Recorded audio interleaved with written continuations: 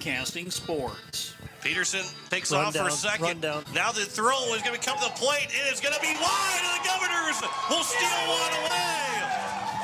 The throw was wide for the pitcher at Brooks, and the Governors steal the win. It's time for Pierre Governor Baseball on KCCR and on YouTube at KCCR Sports. Governor Baseball is brought to you by Comtech, True Green Camelon, Edward Jones Financial, Overhead Doors, Todd's Electric, Shane's Pharmacy, Jaeger, AGE, First Fidelity, and the State Farm Becky Potsuba Agency. That one is launched to left field. Charlie Simpson, a 3-run shot. It's a 4-1 lead. His first of the year. And by Capital City Ford, Lincoln, and Toyota. Oahe Federal Credit Union. Missouri River Dentistry. Dakota Sprinkler and Landscaping. Agtegra. Ferding Electric. Envirotech. And Kruger Climate Systems. 1-2 pitch. Swing and a miss. And there is your ball game. George Stallion will get the strikeout to finish off the game.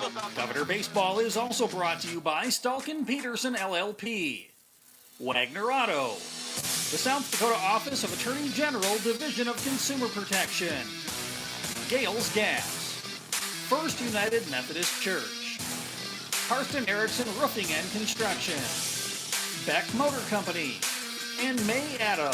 As Sunshine will launch this out to left field. That was going back to the wall, and it got out, and it was a fair ball. It's a home run for Sunshine. A 3-run shot for Sunshine, his first varsity home run. And by American Family Insurance, Brittany Scheffelbein Agency, Lamb Motors, Bank West, CHS River Plains, Faith Lutheran Church, Graham Tire, Kathy Sunshine Properties, Venture Communications, and the American of Fort Pierre. The 1-2 from Lineback. That one taken for strike 3, and that's the ball game. 9 strikeouts for Ridge Lineback. He goes the distance, allowing just 1 run, a 2-1 win for the Pierre Governors in Game Number 1. And now, Pierre Governor Baseball on KCCR.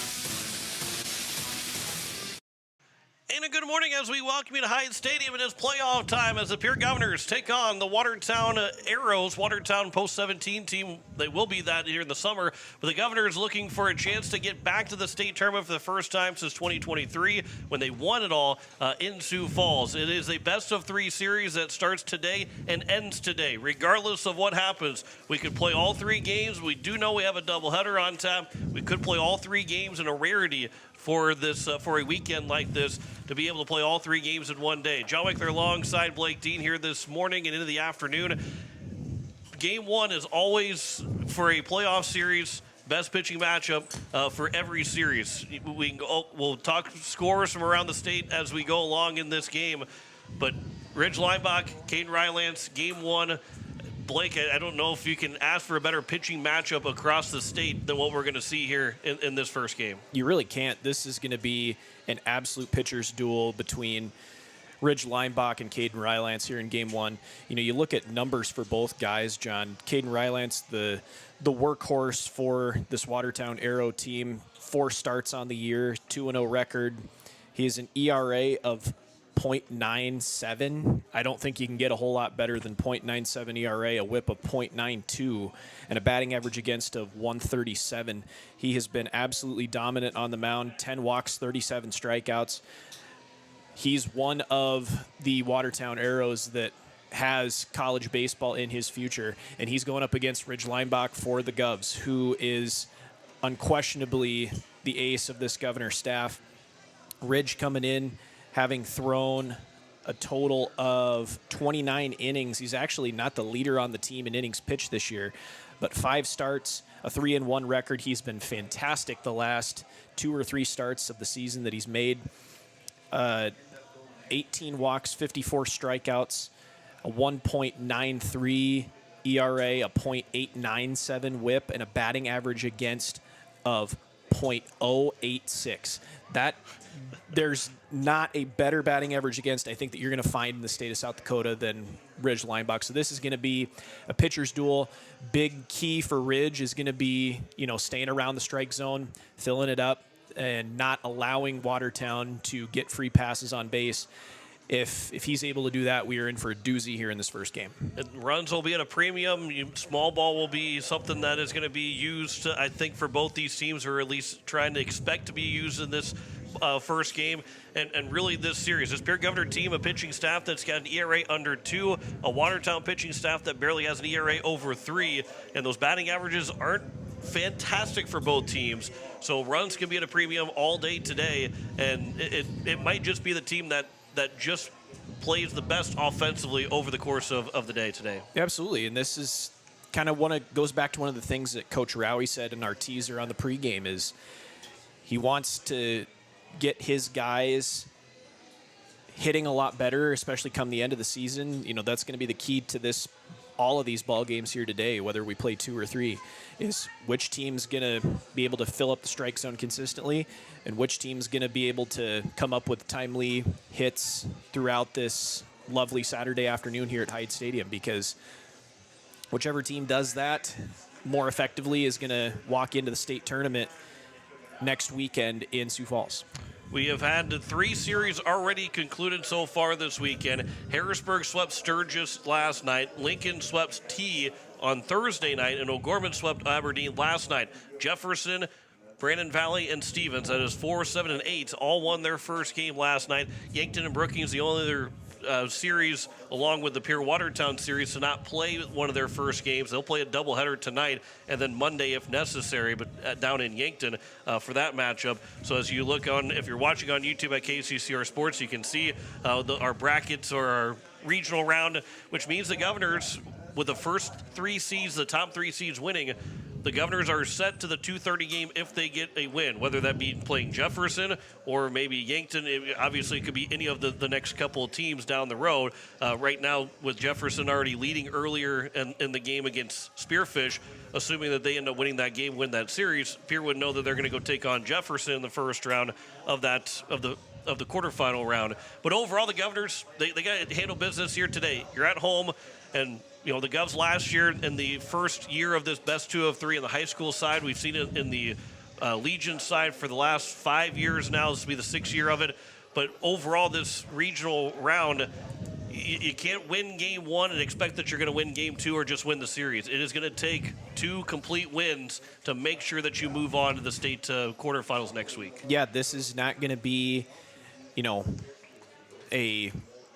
got to play a complete game all the way through. You got to be locked in from the first pitch to the last. And that's one of the beautiful things about baseball, is that you can be, take your foot off the gas a little bit and it changes the complexity of the game pretty dynamically and drastically. So that's going to be the big thing for both of these teams as well. There's the other beautiful thing about baseball is there's no clock in baseball, right? At least at the high school level. Yeah, there is at the major league level, obviously, but there's no clock. So whichever team is able to stay focused and locked in for a longer period of time is going to be the team that ends up going to the state tournament and winning this super regional here this afternoon. Pierre Governors, Watertown, coming up here from High Steam. A beautiful Saturday. We've had some great rain over the last couple of days, and unfortunately it moved us from a Friday night, Saturday afternoon regional round to all day Saturday. But if you're trying to pick a better day than today to play some baseball for 3 games,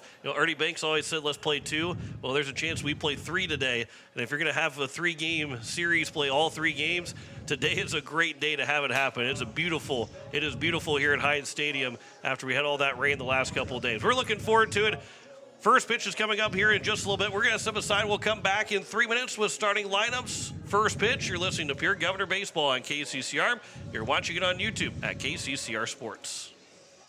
Want technology solutions you can trust from a neighbor you know? Comtech, locally owned and serving Pierre and surrounding area since 2009, is dedicated to keeping your home, farm, and business connected and secure. We offer a full range of services, from audio and video, security, surveillance, and networking with expert installation and support. Visit our storefront, call us at 605-224-4066, or visit our website, comtechplus.com, to experience the Comtech difference. Comtech, your local technology experts. Hey, yo, Speedo's Lawn Care. Hello. Say, my yard's in rough shape. It's got weeds, brown spots, and crabgrass. Yeah, no problemo. What shade of green you need? We got 31 shades of green over here. Even the latest shade of septic tank grass green. That one just naturally gives off a glow.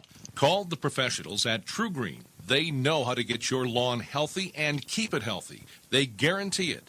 All technicians are trained and certified. Call True Green, 224-1916. When you're looking for quality trash pickup services, look no further than Envirotech. 6 days a week, their trucks are on the road picking up trash, even holidays. They're also the place to contact for recycling services. Their friendly, professional staff is ready to assist with weekly pickups or even special pickups. Check out the website at envirotechwaste.com. Envirotech is locally operated. Call 224-4804. Envirotech Waste Services in Pierre, proud to support high school athletics. When life throws you a curveball, May Adam Law Firm in Pierre is here to help you knock it out of the park. For over 130 years, we've been providing trusted legal expertise in business, family law, criminal defense, and more. Proud sponsors of this season's baseball action, we're committed to serving our community both on and off the field. Need legal advice? Step up to the plate with May Adam Law Firm. Visit mayadam.net or call today. May Adam, South Dakota's law firm since 1881. With any dream, the wind won't always be at your back, the sun won't always be shining, and some rain is going to fall. American Family Insurance is like a good, solid roof that you can trust to protect your biggest dreams. With plans that could save you up to 23% when you bundle your home and auto. Also, you can continue to dream fearlessly, no matter what comes your way. American Family Insurance. Visit mfam.com to learn how discounts may apply to you. American Family Mutual Insurance Company assigned its operating company, 6000 American Parkway, Madison, Wisconsin. Contact the Brittany Schelfelbein Agency, LLC, 224-6627. Looking for your next new or used car, truck, or SUV? Then go no further than the comfort of your own home. Shop online at lambmotor.com. On lambmotor.com, you'll find the vehicles Lambs has in stock. You can schedule a test drive or your vehicle's next tune-up, all online. New or used, shop for it all online, anywhere you are. Lamb Motor has the right vehicle for you. Lamb Motor in Oneida and online, lambmotor.com. No one likes to have electrical problems, but when they happen, call Todd's Electric at 223-2518. With over 28 years of experience, Todd's Electric can handle any type of electrical problem, whether it's residential, commercial, or agricultural. Their knowledgeable staff knows and understands the importance of your home, business, or ag facility and are prepared to help. Call Todd's Electric at 223-2518. That's 223-2518. Todd's Electric, serving the Pierre and Fort Pierre areas. The line to power. Financial investments are very important, but so are the investments of time, patience, and encouragement our young athletes receive from their coaches, teachers, and mentors. Your Pierre area Edward Jones Financial Advisors understand this. That's why Edward Jones is a proud sponsor of Governor Athletics on KCCR. Go Govs! For all your investment needs, call or stop by one of our offices to visit with your Pierre area Edward Jones Financial Advisor. Edward Jones, member SIPC. Stolken Peterson LLP has been your local CPA firm for over 40 years, offering tax preparation, bookkeeping, payroll, and consulting services. If your business, farm, or ranch needs professional, accurate, and reliable services, we are your firm. Our clients are our number one priority. If you need a higher level of accounting service, give us a call at 605-224-5828. That's Stolken Peterson LLP, 222 East Missouri Avenue in Pierre. Swing for the fences with a great deal from Capital City Ford Lincoln Toyota in Pierre. Whether you need a powerful truck, a fuel-efficient sedan, or a spacious SUV, they've got the perfect lineup to keep you on the road and in the game. Don't strike out. Stop by today or visit CapitalCityFordToyota.com. Capital City Ford Lincoln Toyota, where the best deals in town are always in play. building a home. It's the biggest investment most of us make in a lifetime. Not to mention, it's a decision that, well, you pretty much live with day and night. The quality of the workmanship stares back at you like a reflection. It also affects the value of your investment. Choosing the right contractor is critical. Kruger Contracting is that contractor. Call 222-2523. Quality workmanship and materials completed on time. Kruger Contracting. In a word, quality. Call 222-2523. And we welcome you back as we get set for first pitch between the Pierre Governors and the Watertown Arrows. John Wicker alongside Blake Dean as we get set for our first pitch and settle in for a potential 3 games today. Look at the starting lineup for the Watertown Arrows. Hayden Reese will lead things off. He's the third baseman. Mitch Olson, the right fielder, will bat second. He's playing right field. The center fielder, Marcus Pitkin, will bat third. Nate Briggs will be the shortstop in the cleanup spot. Nash Berg is the first baseman batting fifth. Trayton Hemrick, the second baseman, will bat sixth. Carter Bisker, the DH, will bat seventh. Jonathan Lake, the catcher, batting eighth. And Cole Hansen, the left fielder, batting ninth. As it is, Caden Rylance that is on the mound for Watertown and will not hit here in game number 1. We'll go through the defensive positioning here in just a moment for this Watertown, or for the Pierre Governors, as we are set for our first pitch. Hayden Reese, the third baseman, will lead things off as he comes in hitting a .346 on the season. 3 doubles, a triple, 7 runs driven in, 14 runs scored, which is tied for the team high for the leadoff man for Watertown. Playoff baseball here at Hyde Stadium for another year. First pitch comes in from Ridge Lineback. It is high for ball 1 as we are underway at 10:59. You're listening to KCCR Pierre, a Riverfront broadcasting station. John McThur, Blake Dean here with you on this beautiful Saturday as there's a swing and a miss from Reese on a off-speed pitch from Lineback, and the count goes to 1-1. Temperature-wise, we are sitting at 50 degrees exactly here at first pitch. Winds out of the northwest. This was foul late, and the count's 1-2. Winds out of the northwest at 10 miles an hour. Beautiful day, sunny skies here in Pierre. And Rich Lineback already ahead of his first hitter. 1-2 is the count. And Lineback looking for the strikeout of Reese. There's a ground ball again on the right side, but that is going to roll foul. And it remains at 1-2. So far, Reese has not been able to catch up to the Lineback fastball. Yeah, and Hayden Reese is one of the 6 Watertown Arrows, John, who is going to go play collegiate baseball next year. He is headed to Mount Marty. 1-2 pitch again. There's a ground ball over to O'Brien over at third. Bobbles, and he can't make the play. And it will be a leadoff error charged to O'Brien, and the leadoff man is on base. Kick off the top of the first, and it brings up Mitch Olson, the right fielder. Yeah, tough play there from Parker O'Brien at third. It's been real steady all year over there, but just caught a tough hop, and Reese is able to reach base safely. And he's a guy that you look at as far as stolen bases on the year. He's got 3, and he's got 100% stolen base percentage. Here is now Mitch Olson, the left-handed hitter, was showing bunt, takes it high and outside for ball 1. We mentioned it before that commercial break. Small ball might be in play early and often for both these teams in every single game, because they know that pitching is going to be important and going to be very good for both of these teams. That one also misses high and outside. It counts 2-0 here to Mitch Olson.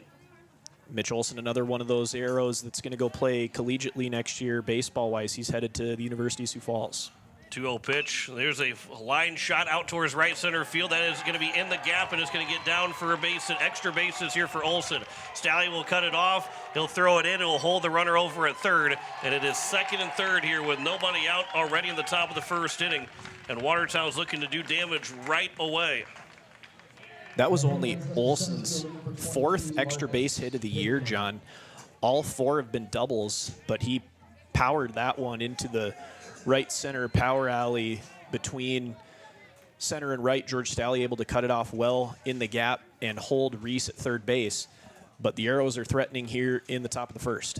You know, we talked about that it's a tough draw for Pierre to be the number 5 seed and face a 12 seed Watertown. I don't know how many other years you could say that a team would be the 12 seed and have 6 college baseball players on their team. That is remarkable. That, I mean, you know, I guess it's not really offense to Watertown, but how in the world are they the 12 seed? Yeah. I think that's what most of the Pierre Governors would be saying, or the fans would be saying, how in the world is this team a 12 seed? They went 9-9 during the regular season as Pitkin takes strike one. I mean, this is a team that if they bring back any super seniors, they are a ginormous favorite to win a state championship in the Legion baseball. This is popped up on the infield. Carter Shufflebein will call for it. No infield fly rule. He'll make the catch. And there's the first out. That's a big pop out for the first out here in the top of the first inning. Keeps those runners at second and third. Yeah, you look at Watertown's record so far this year, John. They had an April where they lost 2 consecutive games to Madison Chester. They lost a couple of games to O'Gorman. They lost to Aberdeen, as that one is taken for strike one. They lost 4 in a row, 1 to Aberdeen, 2 to Sioux Falls Lincoln, and 1 to Yankton, 1 to Brookings. And then down the stretch here, their last 3 games, they split. So really, they've been a very streaky team. But you would not expect that from a team that's got 6 guys that are going to go play college baseball next year. Nate Briggs will take strike 2. The count's 1-2. He comes in hitting a .255, but does have a home run and 11 runs driven in, one of 2 home runs for Watertown this spring. Second and third with 1 away here in the top of the first. Early danger for the Governors. Rich Leinbach, after a leadoff error, a no-out double. Got a pop out. Now the 1-2 pitch will get to the backstop, and it's going to score a run. Leinbach tried to really reel up and fire that pitch, and he ends up throwing it to the backstop for a wild pitch, and the leadoff error does come in to score. And it's now a 2-2 count, 1-0 lead for Watertown here in the top of the first inning. And that might be a run that, in a game like this, John, could win a ball game for Watertown, because Caden Rylance is just as good as Ridge Leinbach. 2-2. That one will get away, softly away from Simpson, as Mitch Olson is over at third, started to go. He slipped a little bit. He wasn't going to make it, even if he doesn't slip. But he had the good enough read where he started to move and then went back to third base. So the count goes now full here to Briggs with Nash Berg on deck. Infield's mid-deep at the second and shortstop spot, and now it's first and third with a 1-out walk here to Nate Briggs, and it brings up Nash Berg. But now the double play can get you out of this inning, as the lefty Berg will step to the plate. Yeah, Briggs, another one of those guys going to Wayne State next year. So far in the Watertown order, they've had 3 of their college baseball players next year in their first 4 batters. Briggs not one of them, but he is a big, imposing lefty that steps to the plate here. He also has a home run as well, does Nash Berg. First pitch is over for strike 1. So Briggs is the number 4 man, and then Berg, the 5 man, have the 2 home runs. He's got 12 runs driven in. One of 4 guys with double-digit RBIs in a 20-game season for Watertown. Here's the 0-1. That is upstairs, and the count's now 1-1. Leinbach, again, over the course of the season, really the first inning, I wouldn't say the first inning has been the struggle for him, but I guess when he has struggled, it's been in the first inning and settles in after that. We hope that's more of the same into this ball game, as that one will miss low, and the count's now 2-1. But this is a really tough lineup to go after. Yep. With, like you said, 6 college baseball players. Caden Rylance not in the batting order for this Watertown Arrow team, and most likely will be after he's done pitching, whether in this game or the next game for sure. That one's over for a strike, and the count's 2-2. Be a big strikeout opportunity, at least a ground ball somewhere up the middle to try and get out of this inning. Yeah, Berg has 13 strikeouts on the year, tied for the team lead. See if the runner on first goes. He's wanting to go. He does take off. That one will be popped up. O'Brien, can he get over to it? He can fire to first, but he dropped the ball. O'Brien dropped the ball, expecting to try and make that play over to first base before it actually happened. And now it's still first and third with 1 out and a 2-2 count. Yeah, a couple of tough breaks there by Parker O'Brien over at third base. That first, tough hop on the error that allowed Reese to reach first base, and then that one he was camped underneath there on the third base side in foul territory, but tried to make the play before it was looked into the glove. 2-2 pitch is outside. The runner takes off for second. The throw is going to be high. He's going to be safe at second. The throw back to home is not going to be in time, and there is now a 2-0 lead on the double steal. And a 3-2 count with a runner on at second and 2 manufactured runs on mistakes by the Governors. And it's a 2-0 advantage here for Watertown at the top of the first inning. And this may be the springboard that they need because they're going to turn the ball over to a Division I college pitcher the rest of this ball game, and they are sitting pretty as is post 17 right now. 3-2 pitch. That one's fouled back. We'll do it again at 3-2. Looking at their roster or their game changer, they are listed as post 17, even though they're playing in the High School Club Baseball Association. Yeah, them and Aberdeen. Aberdeen's got I think they do have a separate one for the summer on Game Changer. That one will be over the plate for strike 3 and a big strikeout for Leinbach. His first one, second out of the inning. And there's now 2 down. And it brings up Trayton Hemrick with a runner on at second here. And the second baseman will step to the plate. Only post 22 and post 320 are eligible South Dakota Legion teams playing right now. Watertown, Spearfish, as well as also Aberdeen had been playing Legion baseball for the last couple years, but then chose to be back into high school baseball this year as the first pitch will miss low for ball 1 to Hemrick. Yeah, and for teams like post 22, post 320, Spearfish, they're able to go play against other Legion teams in Wyoming and Montana and things like that. As that pitch is taken for strike 2 to Hemrick, but Watertown's kind of an outlier where there really isn't a whole lot of Legion teams around them, so I think it was a smart call by the board to put them back into high school baseball. 1-1 pitch. That'll be catching the corner on the inside edge, and the count's now 1-2. Yeah, you're playing Aberdeen, which isn't an easy drive anyway. Yep.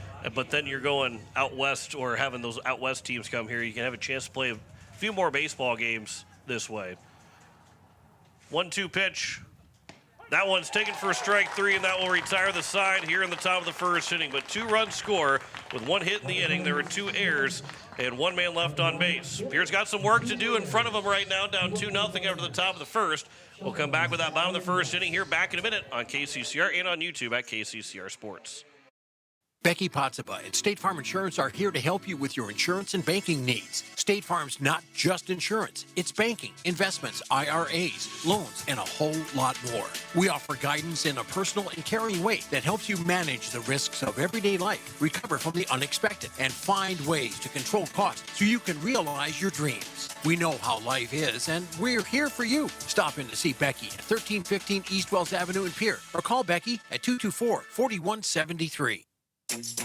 Is it the competition that keeps bringing you back? The long-standing rivalries? Or is it seeing friends again and cheering on your favorite team? At First Dakota, we're here for it all. We appreciate the fans, the players, the coaches and officials, the concessions crew. The shared community experience is part of what makes life here great, and we're here for it. See you at the game. First Dakota National Bank, member FDIC. It is the bottom of the first, 2-0 lead of the American Family Insurance Brittany Schuffelbein scoreboard for Watertown as the Pierre Governors come to the plate. Carter Schuffelbein, the leadoff man, he's playing second. George Stalley, the center fielder, is batting second. Dawson Getz, the shortstop, will bat third. Rich Leinbach is the cleanup man. He is the pitcher. Cooper Twilliger, the DH, batting fifth. Sutton Sunshine, the right fielder, batting sixth. Charlie Simpson, the catcher, batting seventh. Trevor Rounds, the left fielder, batting eighth. And Parker O'Brien, the third baseman, rounds out the order. And they go against Caden Rylance, who is the ace of this staff for Watertown, 2-0 record in his 4 starts. Just 10 hits in those 21 2/3 innings. 4 runs only with 3 earned runs, 10 walks, 37 strikeouts, as the first pitch to Schuffelbein will be at the knees for strike 1. An ERA, as Blake mentioned in the pregame, at 0.97, a whip at 0.92, and a batting average against at 137.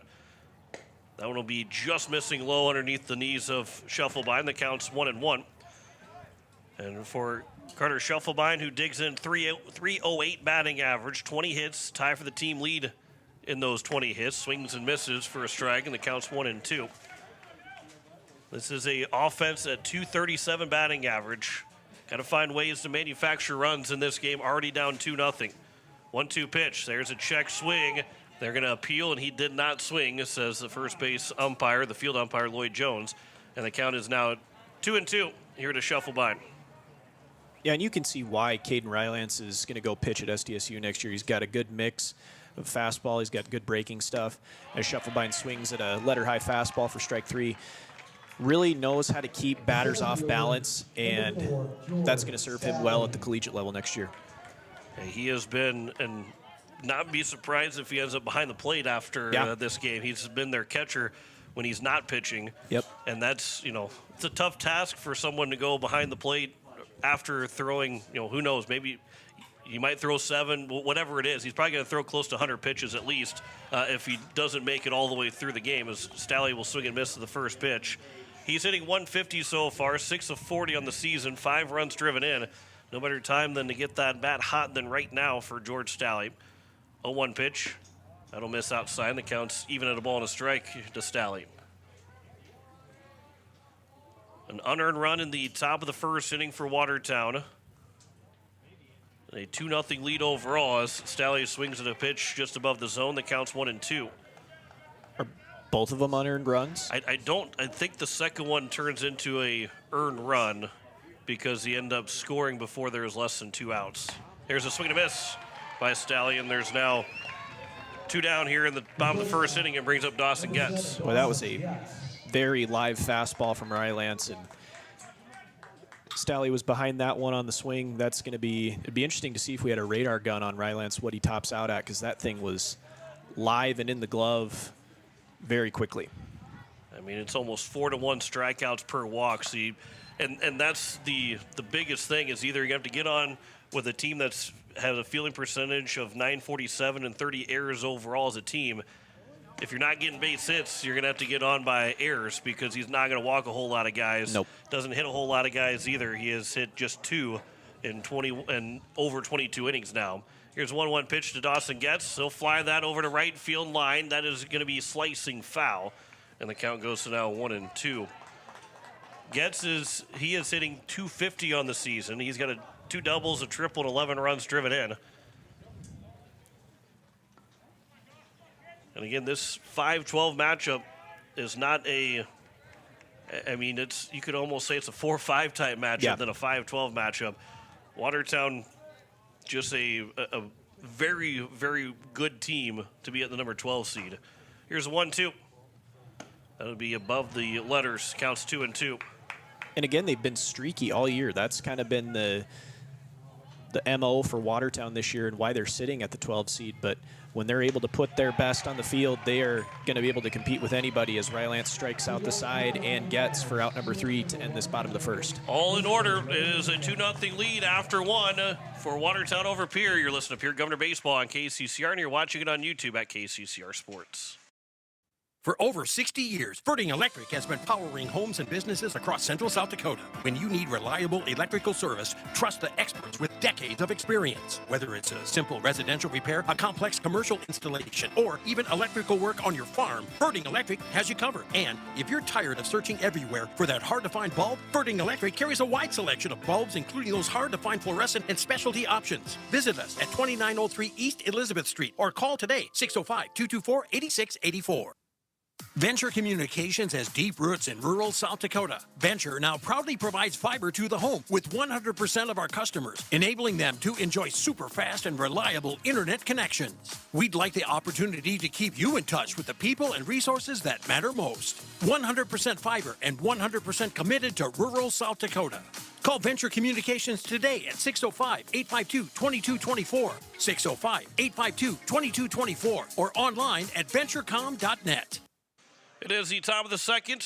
2-0 lead. The American Family Insurance Brittany Shufflebine scoreboard for Pierre Governors over the Watertown Arrows over the Pierre Governors. It is going to be 7-8-9. Carter Bisker, Jonathan Lake, and Nicole Hansen. Anybody reaches at base, it'll be then to Hayden Reese.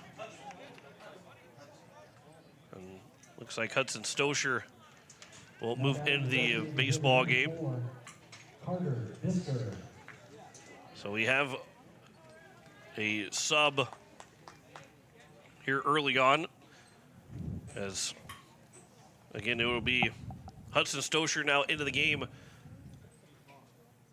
as he will take over at third base for Parker O'Brien. And Ryan Neal, head coach for Watertown, coming over to make sure everything's okay.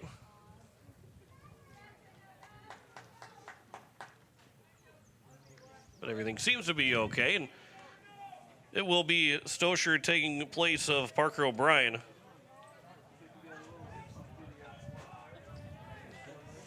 Here in the top of the second inning. So here it is, Carter Bisker that will lead things off. He's the DH here in game number 1. And again, if you're just joining us and you were expecting to hear Pierre Governor Baseball last night or watch it on YouTube and did not see that, games were postponed last night, and as the count's quickly 0-2, and all 3 games can be played here today. Will be played here today if necessary. The forecast, well, graduation is in the forecast tomorrow, but the forecast doesn't look good anyway for tomorrow. Here's a ground ball to the right side, Shufflebein. That bounces off of him. Throw back to first is going to be just in time to retire the leadoff man. So a ground ball out to open things up. It wasn't the cleanest ground ball from Shufflebein, but he does get the first out. There's one down here at the top of the second. It brings up Jonathan Lake. And not exactly how you drew it up there, but Shufflebein able to overcorrect, pick up the ball with his bare hand, and get it over to Buckles at first for out number 1. First pitch over to Lake is over for strike 1. But the forecasts tomorrow, Monday, and Tuesday don't look great to try and play some baseball games, so it was decided that all 3 games will be played today, if necessary. And then you start, even into Wednesday and Thursday, when Thursday probably looked like the best day to play baseball. This will hit the helmet of Jonathan Lake, and he will fall down as a hard fastball from Leinbach, and Lake will be on the ground. Boy, that's the last thing you want to see happen is something like that. That immediately once the ball hit Lake in the helmet, he was on the ground. Yeah, and they will make sure that he is getting the bat out from under his back. And it's not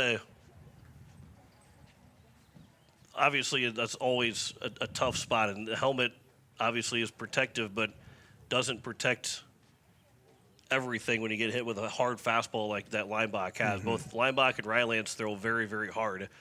And anytime you get hit up anywhere, it's going to hurt. But that when you get hit in the helmet, that is a really scary thing. Yeah. And the Pierre Governor coaching staff out there right now checking on Lake along with Ryan Neal, the head coach for Watertown. You see it every once in a while happen in Major League Baseball, and it's never a fun sight. Nope, neither when it happens to the batter in the box or, a hard comebacker right back at the pitcher. It's really, really tough to watch either way. And Lake, obviously right now you're not so much concerned about baseball, but nope. Lake is their catcher too, and getting hit in the helmet like that and then trying to recover from it and play, but then you're going to be catching. That doesn't also, it's not great for you either. So they continue to check on Jonathan Lake. I think we're going to take a commercial break. We'll come back in a minute. You're listening to Pierre Governor Baseball on KCCR. You're watching it on YouTube at KCCR Sports. At Shane's Pharmacy, your health care is important, and Shane wants to be the pharmacist to take care of you. Shane's Pharmacy will make sure your prescriptions are filled in a timely manner, they will answer your questions, and they will even deliver to your home or office. Call 223-9200. Shane's Pharmacy, the pharmacy you know and trust. The number again is 223-9200. Shane's Pharmacy in Fort Pierre, proud to support high school athletics.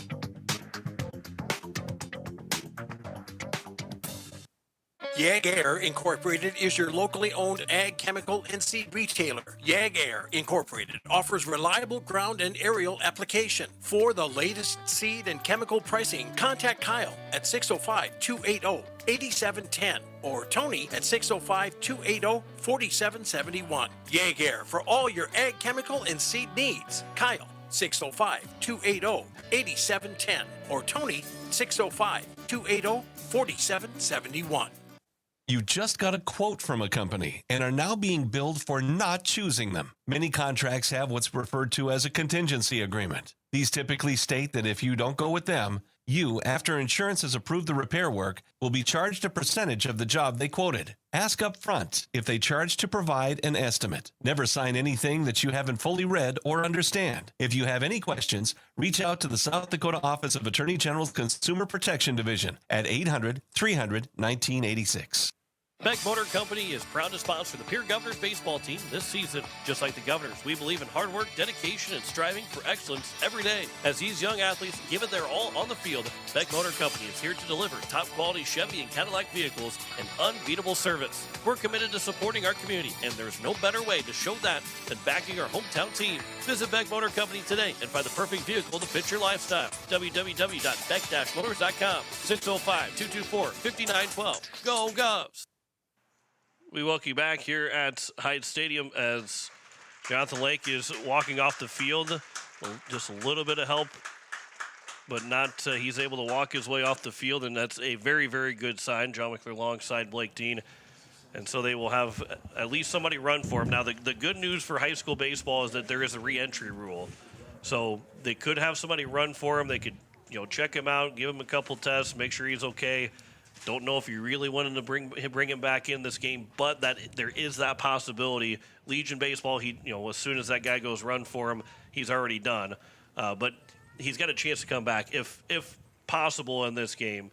Again, maybe you don't want to test it. Maybe you're not going to be worried about it, but that is one good thing. And they're able to stand him up, and he was able to walk. He seemed to be, not woozy when he was walking back to the dugout, which is a good sign too. Yeah, absolutely. That's a huge, huge boost to, I think, the morale of everybody here in the stadium that he was able to walk off under his own power. I would imagine that they're going to put him through some sort of concussion testing just to make sure that he's okay that way. But we are going to get a runner for him, and that's going to be Kane Everson. Yeah, so Kane Everson will take over in the spot of Jonathan Lake. So the umpire is talking about something right now, and obviously for Ridge Leinbach, and you're not going to feel great about ever hitting somebody, but then when that happens, you got to try and refocus on baseball, and especially in the playoffs. Again, it's always hard to be something like that happens to just say you got to forget about it and not. I don't want to say the word care, but you got to kind of get it out of your mind. Yep. And for Ridge Leinbach in the playoffs, season on the line, you have to be able to kind of forget about that right now and go right after these hitters. We're going to find out how Ridge Leinbach is here as Cole Hansen will dig into the plate. And the first pitch, off-speed pitch, that'll be over for strike one. Yeah, it's a good sign that he's able to find the strike zone after an event like that right away. Good for Ridge. There's a ground ball. That'll be up the middle. Chance for two. Shuffle by underhand flips to second for one. Back to first is not going to be in time. Just beating it was Hansen over at first base. And there's now two down and just barely missed an inning-ending double play for the Governors to really reset themselves. But there still is two down, and it brings up Hayden Reese, who reached on an error to open up the ball game. Yeah, I think that ball was just hit a little bit too slowly. Good transfer from Scheffelbein to Getz, but just not enough on the relay throw from Getz over to Buckles. Did get the lead runner, though. Runner takes off. The throw to second. It'll be wide of the bag, and easily stealing it will be Hansen. So he is now at second with a 1-0 count for Reese, and a runner in scoring position here with two outs. Hayden Reese, one of those guys for Watertown that's going to go play college baseball next year, slashing .346, .541, .442, 18 hits, 14 singles, 3 doubles, and a triple, 7 RBI for the leadoff man for post 17. Here's the 1-0 pitch. That was a check swing and a strike called anyway, and the count's 1-1 here to Reese. Again, he reached on an error, end up getting the third on the double from Olsen, and then scoring on the wild pitch. Open up the ball game with a 1-0 lead. It's 2-0 here for Watertown. This is fouled back to the netting, and the count's 1-2. And a strike away here from Leinbach to get out of this inning. And get things rolling here in the bottom of the second for the Governors, who struck out all 3 times in the first 3 batters in inning number 1. 1-2 pitch. This will get to the backstop. Another wild pitch here from Leinbach, and the runner will move up to third. And the count's now 2-2. And if there was any question if a base hit was going to score the run, base hit will definitely score a run now.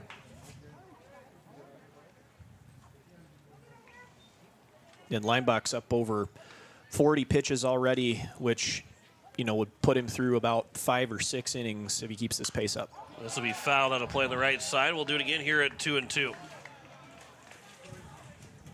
2 strikeouts so far here for Leinbach, looking for his third. And send us to the bottom of the second. Runner over at third here with 2 outs. Leinbach delivers from the windup, 2-2. That one is lined up the middle. That's going to be over the head of Scheffelbein into center field for a base hit. And it's a 3-0 lead here for Watertown. Good piece of hitting by a future college baseball player, and Hayden Reese there, just staying with the pitch. That was an off-speed pitch that was low and away from him. And he went into didn't try to pull it, stayed with it, went right back up the middle, a little bit over to the right with it, over the head of Scheffelbein, making this a 3-0 ball game for Watertown. Olsen will shoot this out towards right field. Coming in to make the catch will be Sutton Sonnenschein, and it does retire the side here in the top of the second. Another run scores in the inning on 1 hit, no errors, and 1 man left on base.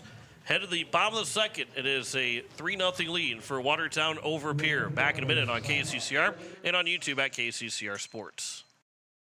Walking together in faith, living together in faith, working together in faith, that's who we are. Hi, this is Pastor Sam Hanschke. I hope that our athletes have an excellent and successful season. I pray that God would continue to richly bless them. I invite you to join me in praying for our athletes during the year. We're Faith Lutheran and we are glad you're here. Did you know it is important for your child to see the dentist at the time their first tooth are up? A healthy smile begins at birth, and there are many variables, from healthy eating habits to good oral hygiene and routine dental care. Hi, I am Dr. Michelle Hofer. At Missouri River Dentistry, we enjoy working with people of all ages. Dentistry is our profession, but people are our focus. I invite families to come experience an office that uses the latest techniques and equipment to be sure you receive that healthy and happy smile. To schedule your appointments for your family, call us at 223-2021. Kids love us, parents trust us. It is the bottom of the second, and it is a 3-0 lead on the American Family Insurance Brittany Scheffelbein scoreboard for the Watertown Arrows over the Pierre Governors, as it will be now number 8, Max Dahlia, the catcher. And have number 8 come in. Dahlia has not had a official plate appearance at all. Yeah, no stats on the year so far for the new Watertown catcher, Max Dilla. We'll see if he ends up batting or if they end up hitting for him. We'll see if Caden Rylance maybe enters the batting order this next trip around. And then they can move the DH around somewhere else. There's their 0-1 pitch to Leinbach will miss low, and the count's 1-1. Blake Dean could see and the number 8 is being blocked by the back of the chest protector, the straps behind the chest protector. The count's now 2-1, but Blake Dean with 20/20 vision, able to see that real well. My eye doctor would disagree with that. Well, my eye doctor would say, yeah, you wish you could have 20/20 vision. There's a swing and miss, and the count's now 2-2. Just to tell that to me. Okay. You just wish you could have like 200 vision. There you go. It is a 2-2 count to Rich Leinbach, as he is hitting 274 on the season. That one misses just upstairs, and it is a full count here from Rylance to Leinbach, the leadoff man here in the batting order in this bottom of the second, and a 3-0 lead for Watertown. Swing and a miss. 4 strikeouts in a row to start the ball game for Rylance.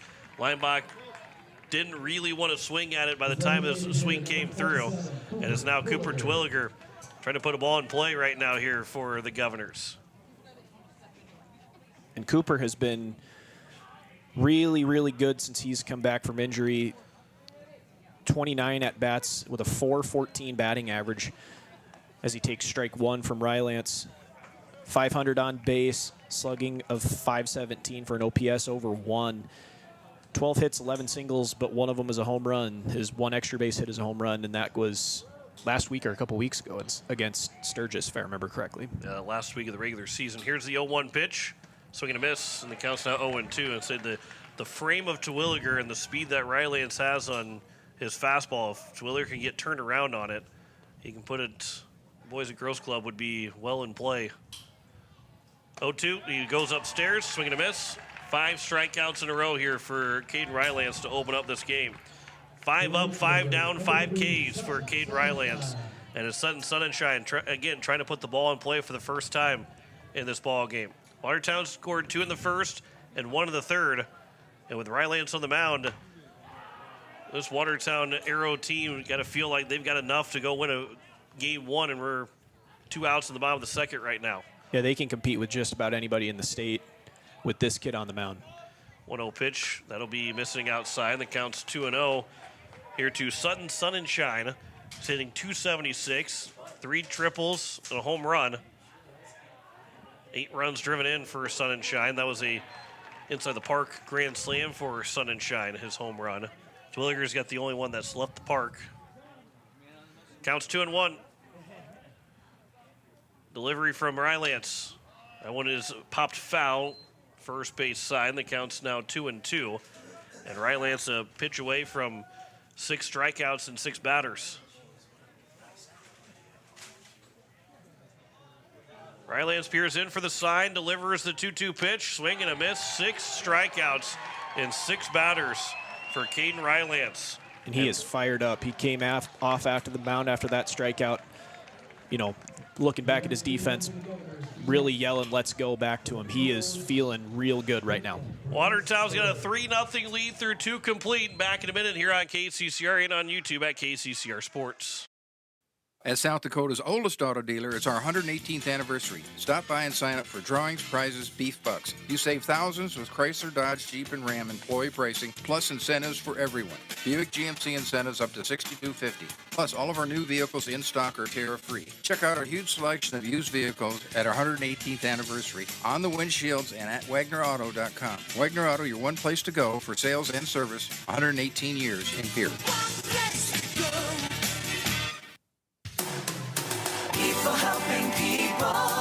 Have you ever wondered what the benefits are of becoming a Owyhee Federal Credit Union member? At Owyhee Federal Credit Union, we reinvest profits in you. We do this in the form of lower interest rates, higher dividends, and low to no fees. So come check us out or come in at 221 East Pleasant Drive in Pierre, because at Owyhee Federal Credit Union, we treat our members like they own the place because, well, they do. Owyhee Federal Credit Union. Back here at Hyatt Stadium, top of the third, and a 3-0 lead for Watertown. American Family Insurance, Brittany Shufflebein scoreboard. We know Harrisburg, Lincoln, and O'Gorman, the top 3 seeds, they're into the quarterfinal round next week, Friday. Harrisburg won 10-0 and 12-0 yesterday over Sturgis. Lincoln won on Thursday 2-0 and 10-0 over T. O'Gorman won 12-5 and 13-2 last night over Aberdeen, as they are both in. All 3 of those teams are in. Jefferson won 9-6, and they lead 7-0 right now over Spearfish in game number 2. Brandon Valley had a 4-0 win in game 1 in the 7-10 matchup. That was also a 4-0 lead right now here for Brandon Valley over Roosevelt in the top of the third inning. As the first pitch to the number 3 man, Marcus Pitkin, will be flying out into center field. George Stalley moving to his left. He'll camp underneath it. 1 pitch and 1 out to open up the top of the third inning. And it will bring up the number 4 man, Nate Briggs. Other games, Yankton Brookings, they will start their series tonight at 5 o'clock. They'll play a doubleheader tonight, 5 and 7:30. And then if they split, they'll come back on Monday and finish out, Monday night to finish out the final game of that series. It's the only now Monday game on the schedule. O'Gorman and Aberdeen were going to play a Monday game if necessary, but that will not be the case. So we're the only 3 games being played right now. Stevens and Mitchell will play at 1:30 Central Time for game 2. Stevens did win 14-3 over Mitchell in game 1. That was after Mitchell had swept Stevens just a couple weeks ago or last week. As it counts 2-0. There's a half swing, full swing for a strike, and it counts 2-1. So those are the non-if necessary games. And then, of course, our second game around 1:30 or somewhere immediately after this one, as it counts 3-1. And then somewhere around 4 o'clock or so will be game 3 if necessary. All depends on the timing, really, of how long game 1 goes and how long game 2 goes of when the start times would be of those next couple games. 3-1 pitch. That was ball 4, but swinging and missing was Nate Briggs, and the count's full at 3-2. He walked and stole second in his first trip to the plate. Nobody on and 1 out here in the top of the third. 3-2 pitch. That will be taken for strike 3, and that is the third backwards K for Ridge Lineback. All 3 of his strikeouts have been looking, and there's 2 down here at the top of the third, and it brings up now Nash Berg, who is one of those 3 strikeout victims. And Lineback's looking like he's starting to get dialed in. You called it, John. First inning or 2 typically are kind of the innings where he's still getting himself settled into a ball game, but a couple of quick outs here in this top of the third, and he is looking really locked in right now, too. 0-1 pitch, swing and a miss. Berg was way out in front of that off-speed pitch. And it's now 0-2 here to Berg, and Lineback looking for a quick 1-2-3 inning. 0-2 pitch. That is upstairs. Berg not attempting to go that one. That was well above the eyes. Not a bad thought, just a little bit too high to try and get Berg to chase. 1-2. That'll miss low and away. Now 2-2. And it'll be interesting to see if Lineback can't finish this game, who the Govs go to out of the bullpen. 2-2 pitch. That'll be fouled back, and it remains at a 2-2 count. You think that your starters overall would be Lineback, obviously, and then Danberg and Buckles would be somewhere. Those 3 guys would be your starters. Now, also, you can't. If you don't win game 1, you can't get to game 3 without winning game 2. So then maybe do you say Danberg and Buckles throw those games? There's a swing and a miss, a pitch in the dirt. They have to throw it on to first. Simpson will lob it over there, and it is a 1-2-3 inning for Ridge Lineback here at the top of the third inning. We head to the bottom of the third. Still 3-0 lead for Watertown over Pierre. Back in a minute here on KCCR, and you're watching it on YouTube at KCCR Sports. Most of us already know that Gales Gas of Pierre is the place to call for propane. They offer an automatic fill plan so you never have to worry about running out of propane. They accept debit and credit payments or a budget payment plan to spread out the cost throughout the year so you never have surprises when you get your bill. For delivery, convenience, and great customer service, call Gales Gas at 224-5518. That's Gales Gas at 224-5518. Dakota Sprinkler and Landscaping wants to make it easy for you to get that lush green lawn and that yard haven that you've been dreaming of. Visit dakotasprinkler.com to make appointments for sprinkler system spring startup, service calls, fall winterization, and landscaping quotes. Trust Dakota Sprinkler and Landscaping's professionals to get you through the planning and installation to make your landscaping needs a reality. Visit dakotasprinkler.com today. Bottom of the third. It is 3-0 for Watertown and the American Family Insurance Printing Shufflebine scoreboard. 7-8-9. Charlie Simpson, Trevor Rounds, then Hudson Stosher. We got to find a way to get base runners. We got to find a way to get a ball in play. Cade Rylance with 6 strikeouts in the first 6 guys that he has faced, as there is strike 1 here to Charlie Simpson. And Blake was telling me during the commercial break, this Rylance has been very effective when he's in the strike zone. That is now, he had 18 strikes and 6 strikeouts, which, again, that's 3 strikes per batter.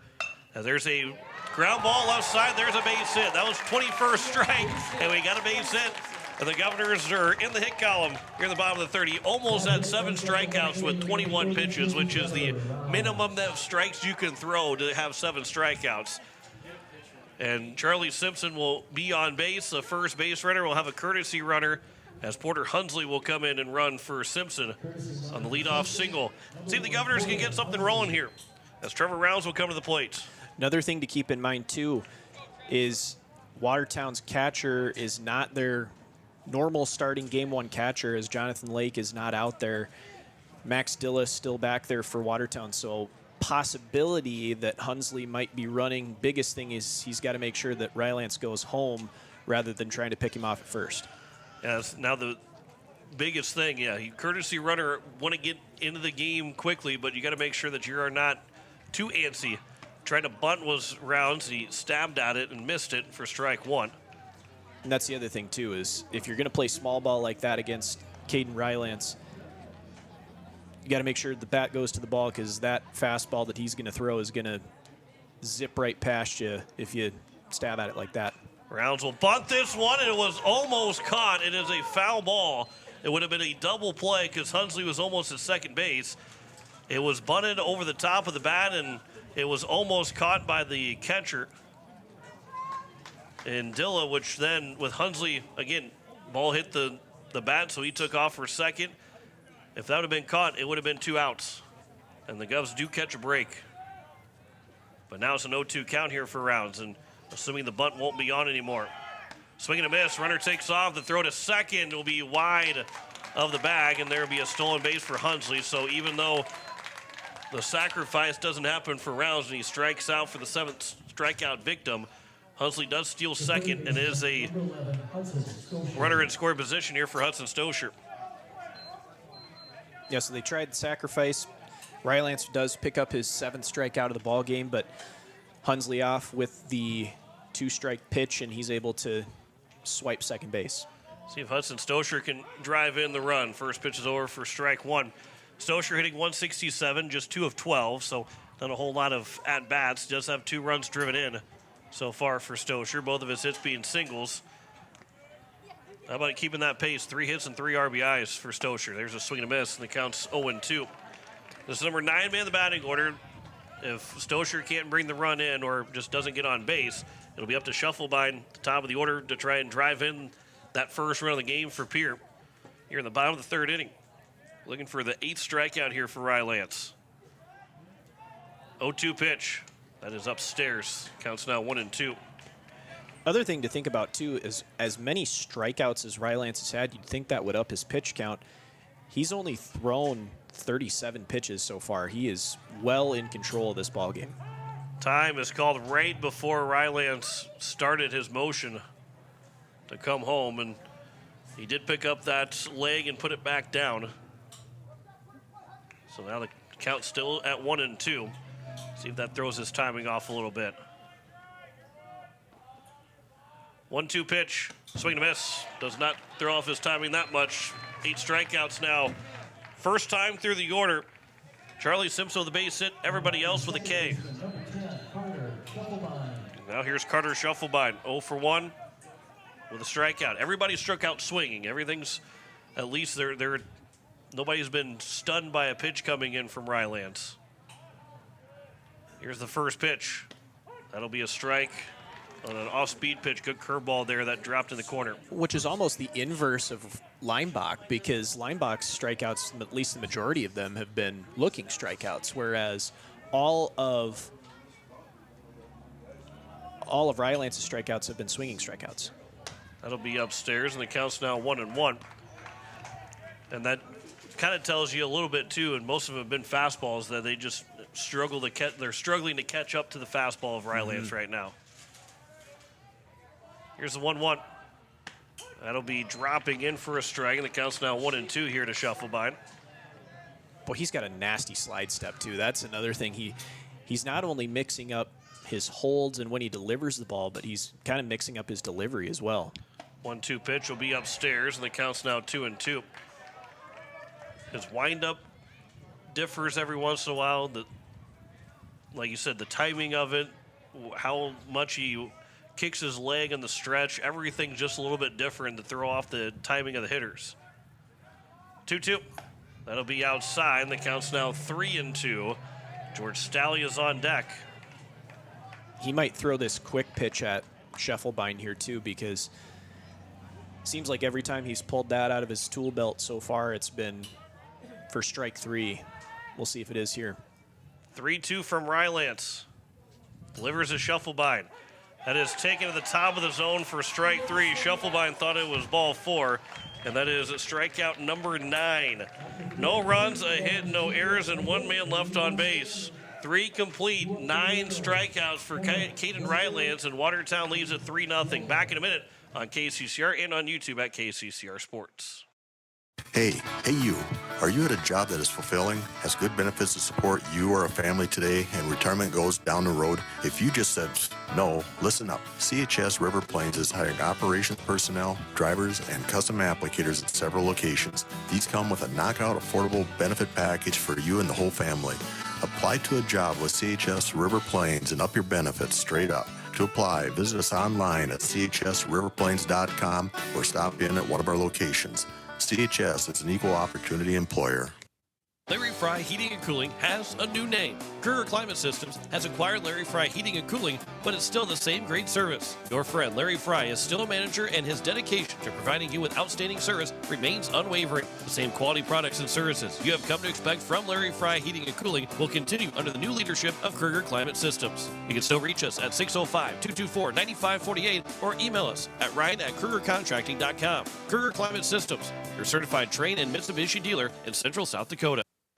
It is the top of the fourth. It is a 3-0 lead on the American Family Insurance Printing Shuffle by scoreboard for Watertown over Pierre. It is going to be 6, 7, 8. Drayton Hemrick, Carter Bisker, and then it will be Max Dilla that will come to the plate. First pitch swinging in the pitch in the dirt for strike one to Drayton Hemrick, who struck out looking in his first trip to the plate.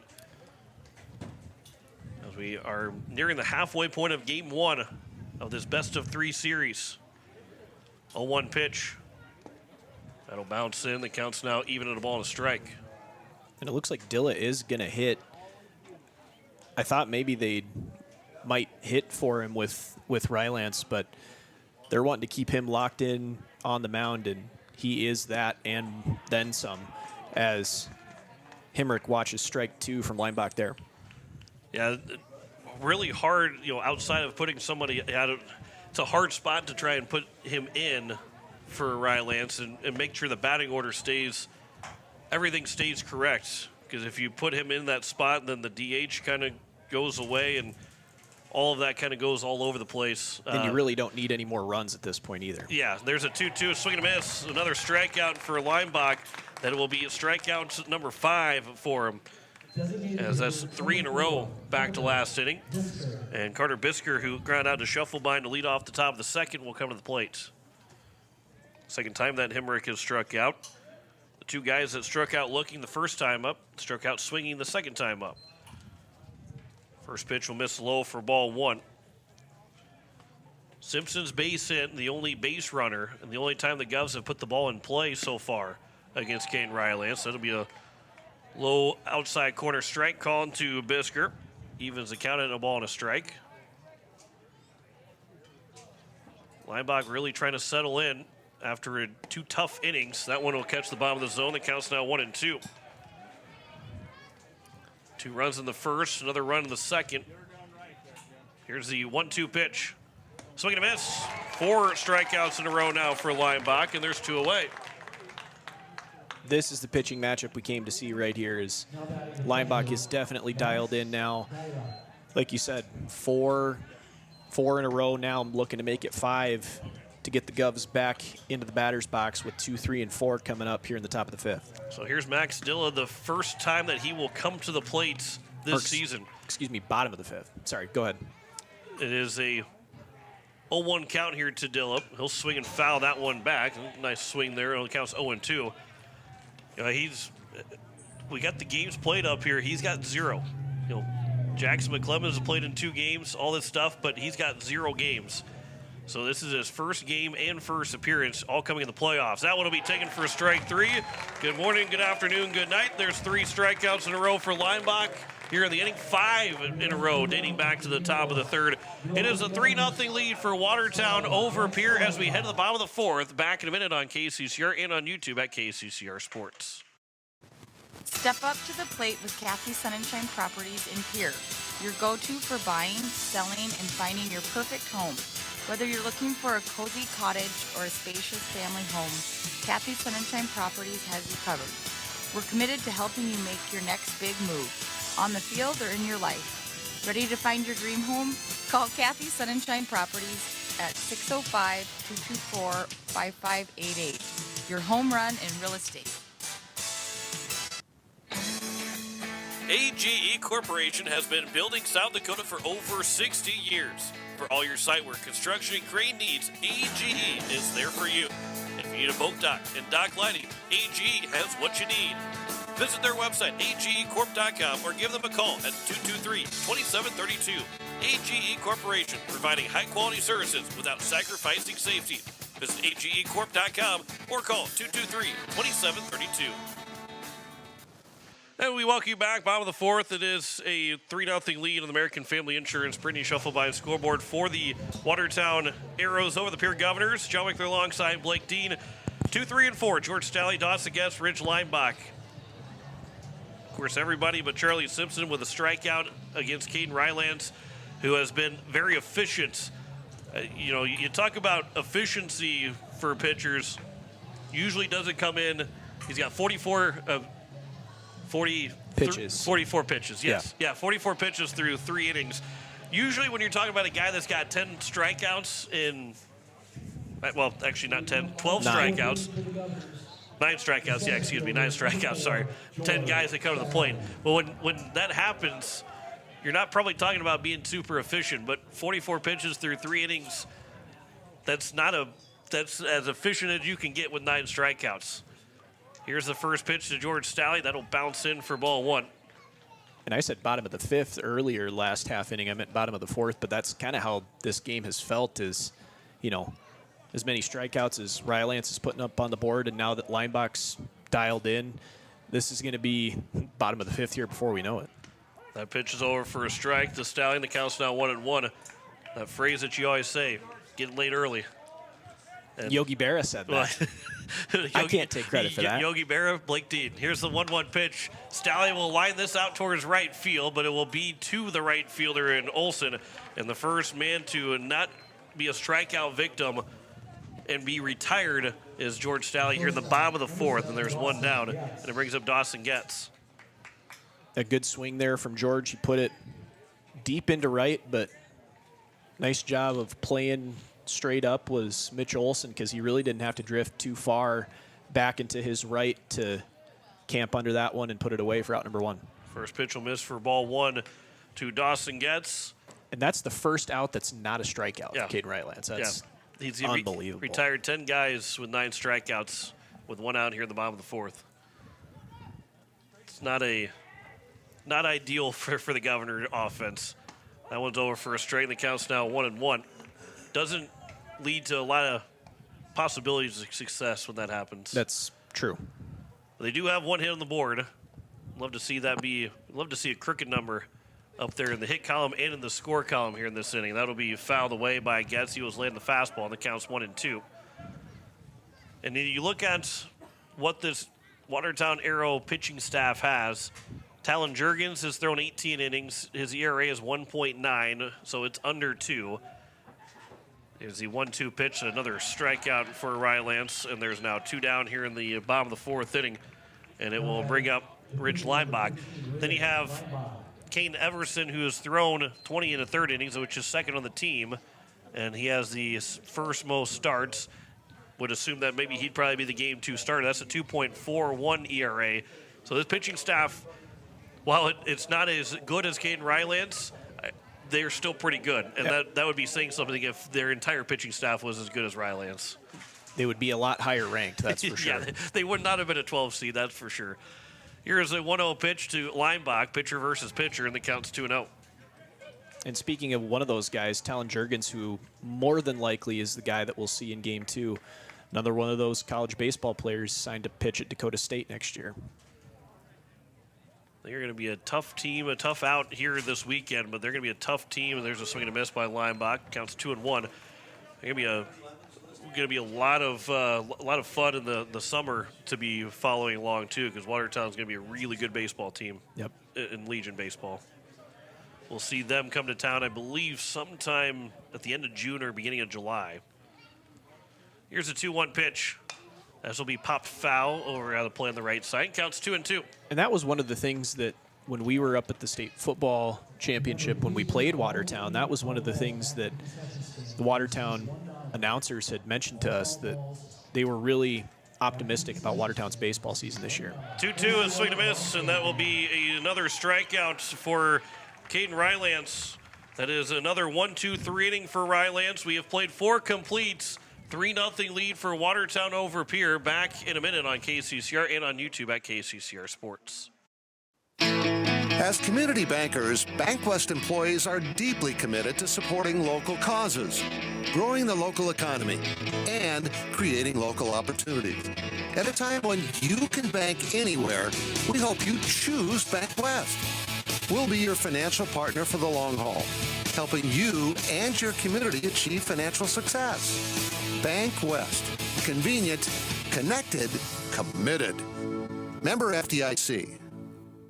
Are you a farmer in the Highmore area? Do you need a trusted partner for your grain and agronomy needs? Look no further than AgTegra. AgTegra is built on a legacy of farmer-owned cooperatives, providing superior service and relentless innovation for generations. We're committed to your success and the safety of our employees and members. For your grain needs, call Chance Scott at 605-846-1099. And for all your agronomy needs, reach out to Cole Hamlin at 605-871-9572. AgTegra, growing together for generations. Top of the 5th inning. It is a 3-0 lead for Watertown. American Family Insurance, Brittany Schuffelbein scoreboard. 9-1-2. Cole Hansen, Hayden Reese, and Mitch Olson. Ridge Leinbach trying to settle in after a 2-run first, another run scoring in the second. 3-0 is their score, with Pierce just 1 hit, 1 base runner. 11 strikeouts for Rylance through 4 innings. And Cole Hansen, who got into a fielder's choice and then scored on the RBI single from Hayden Reese, swings at the first pitch for strike 1. And on the flip side, Leinbach has 7 strikeouts. He does have a walk and a hit by pitch. But both of these pitchers really, really effective, really dominant in this ball game. But Watertown put up 3 in the first 2 innings, and that's the difference right now. Here's a 1-1 pitch. Here's a ground ball over to Schuffelbein at second. He'll field that one cleanly. And the throw to first will retire the leadoff man here in the top of the 5th inning. And the lineup will flip back over to Hayden Reese, who's been on base twice with an RBI single that made it a 3-0 game. Brandon Valley's got an 8-3 lead on Roosevelt. They're trying to close out that series and not play an if-necessary game. That was pitch number 70, by the way, for Leinbach. So he could get through potentially 6 innings, and that 7th could be a little bit more fuzzy depending on how quickly he gets through this inning at least. Jefferson's got a 9-0 advantage now over Spearfish. They're trying to close out that series as well. And that's the only other 2 games going on right now, with Stevens and Mitchell playing a little bit later this afternoon. Counts now 0-2. Then we'll have Yankton and Brookings. We may or may not be on the air at all by the time that Yankton and Brookings get going to give you any score updates. Here's the 0-2 pitch to Reese. Ground ball first base side. That's going to get through past diving Schuffelbein. That one took a hop off the lip at the edge of the infield. Schuffelbein had no chance after it bounced over his glove. Would have been a tough play anyway. And a 1-out single for Reese. He's now 2 for 3. That was one of those balls that looked like it was perfectly placed between Buckles and Schuffelbein there. Buckles was going to first and just out of the reach of Schuffelbein for another single for Hayden Reese, like you said, 2 for 3. And now ball 1 to Mitch Olson, the USF commit. He is 1 for 2 with a double. Also scored in that first inning. That'll be high and outside, and the count's now 2-0. We'll see if Reese maybe looks to steal here. He's got a decent lead off of first base. 2-0 pitch. That'll be high and outside, and the count's now 3-0 here to Hayden Reese. Again, if the Governors win this series, and they don't, I guess, necessarily have to win game number 1, it puts you in a better spot, but they win this series, they'll play at 2:30 next Friday, which most likely would be against Jefferson at this point when they're closing in on defeating Spearfish. The count's now 3-1 here to Mitch Olson. If Watertown wins, and again with Jefferson looking like they're going to win, they will play the 12 o'clock game against Harrisburg, as they'll be the 8th seed regardless of how everybody else finishes at the end of the day. 3-1 pitch. That'll be missing for ball 4. A second walk issued by Linebach. First one since the first inning. And it's first and second now here with one away. And Marcus Pitkin, who's 0 for 2, will come to the plate. Ground ball and get you out of this inning. But first and second here with one out. Infield fly rule is also in play as Simpson's going to go out to the mound to talk to Ridge Linebach here. You are listening to KCCR Pierre Riverfront Broadcasting Station. Coming up tomorrow, we've got Game 7 of OKC in Denver. 2:30 tip-off. We'll have it on KCCR. And then also have Mets-Yankees Sunday Night Baseball. Winner of the OKC-Denver game will take on Minnesota. Will host Minnesota in Game 1 of the Western Conference Final on Tuesday, which we'll have on KCCR. Here's the first pitch to Marcus Pitkin, who's 0 for 2. Ground ball, left side. That one's going to be a fielded by Gatz. The only play will be to first, and he does make that play, and he is safe over at first. That was a very close play at first, and he was just able to beat it out. And it's an infield single, and the bases are now loaded here with one away. And it's now Nate Briggs, and danger here in the top of the fifth. That was pitch number 80 there for Ridge Linebach. You would assume he's going to ride this out, but we might start to see some activity in the Governor bullpen soon. First pitch, checking the swing, missing for ball one to Nate Briggs. Corners are in, and they're going to go home on the ground ball to them. Middle is back. They're going to try and turn up the middle to get out of the inning. That 1-0 pitch will find the top of the zone. The count's now 1-1. Was going to ask you who you would rather see the T-Wolves face, but we'll get to that here in a little bit. It's very important top of the fifth inning right now. 1-1 pitch, a swing and a miss, and the count's now 1-2. Briggs is 0 for 1. He walked in the first and then struck out looking in the third. This is a big strikeout spot here for Linebach to try and get the second out. 1-2 pitch. That one comes inside, high and inside, and the evens the count at 2 balls and 2 strikes. Yeah, where Linebach looked like he could get through 6, now turns into be a little bit more iffy trying to get through 6. You just got to get through the fifth inning right now, as that one will miss outside, and the count is full at 3-2. On deck is Nash Berg, but nowhere to put Briggs. From the windup, the 3-2 pitch. Swing and a miss, a big strikeout for Linebach. That's a big strikeout pitch on the curveball. They retire Briggs for the second time. And now here's Nash Berg, who has failed to put the ball in play so far. 2 strikeouts against him. Struck out looking in the first and struck out swinging a pitch in the dirt in the third. The bases loaded and 2 away. First pitch, good breaking ball again from Linebach, and he swings and misses, does Berg, and the count's 0-1. I don't know if you do anything other than keep throwing him off speed pitches. Here's the 0-1 pitch. Well, that'd be a fastball that'd be hit up the middle, and that's going to be a base hit. 1 run will come in to score. Staley will bobble, so a second run will come in, and it's now a 5-0 lead with 2 outs here in the top of the fifth inning. That run probably scored regardless if Staley feels it cleanly or not. A 2 RBI single for Nash Berg and a handful advantage for Watertown. Wow. Nash Berg looked absolutely fooled on that first curveball from Ridge Linebach. They then decide to go to the fastball, does the battery and Linebach and Simpson, and Berg, a nice piece of hitting, stayed with it, went right up the middle, and it's a 5-0 lead for Watertown here in the top of the fifth. And that is a very large cushion for Caden Rylance the rest of the way. You've had 1 base runner through 4 innings, and now you're going to find a way to try and score 5 times in the next 9 outs. This will hit Hemrick, and the bases are loaded again. That went him flush in the back. Second hit batter by Linebach. And the bases are loaded again here with 2 outs at the top of the fifth inning. Charlie Simpson will make his way out and have a conversation as Carter Bisker will come to the plate, and a chance to really open up game number 1. Now, this is a game that you would love to win game number 1, but we know last year between Pierre and Yankton, the Govs won game 1 and lost games 2 and 3. A loss in game 1 does not eliminate you in the season. Makes it much tougher. You have no room for error anymore. But this is, if things get out of hand, as the first pitch is upstairs for ball 1, you still have an opportunity to come back and win game 2, force game 3, and still win it at home. Yep. But you want to build some kind of confidence going into the second game right now, as that one's over for a strike. Now the flip side of it, you don't get a full night rest like you normally would to try and recover and come back and win game number 2. As a 1-1 pitch to Bisker is outside, and the count's 2-1. And the other thing to keep in mind, too, is that the Govs are going to have to dip into the bullpen now because this is going to be pitch number 94 for Leinbach upcoming.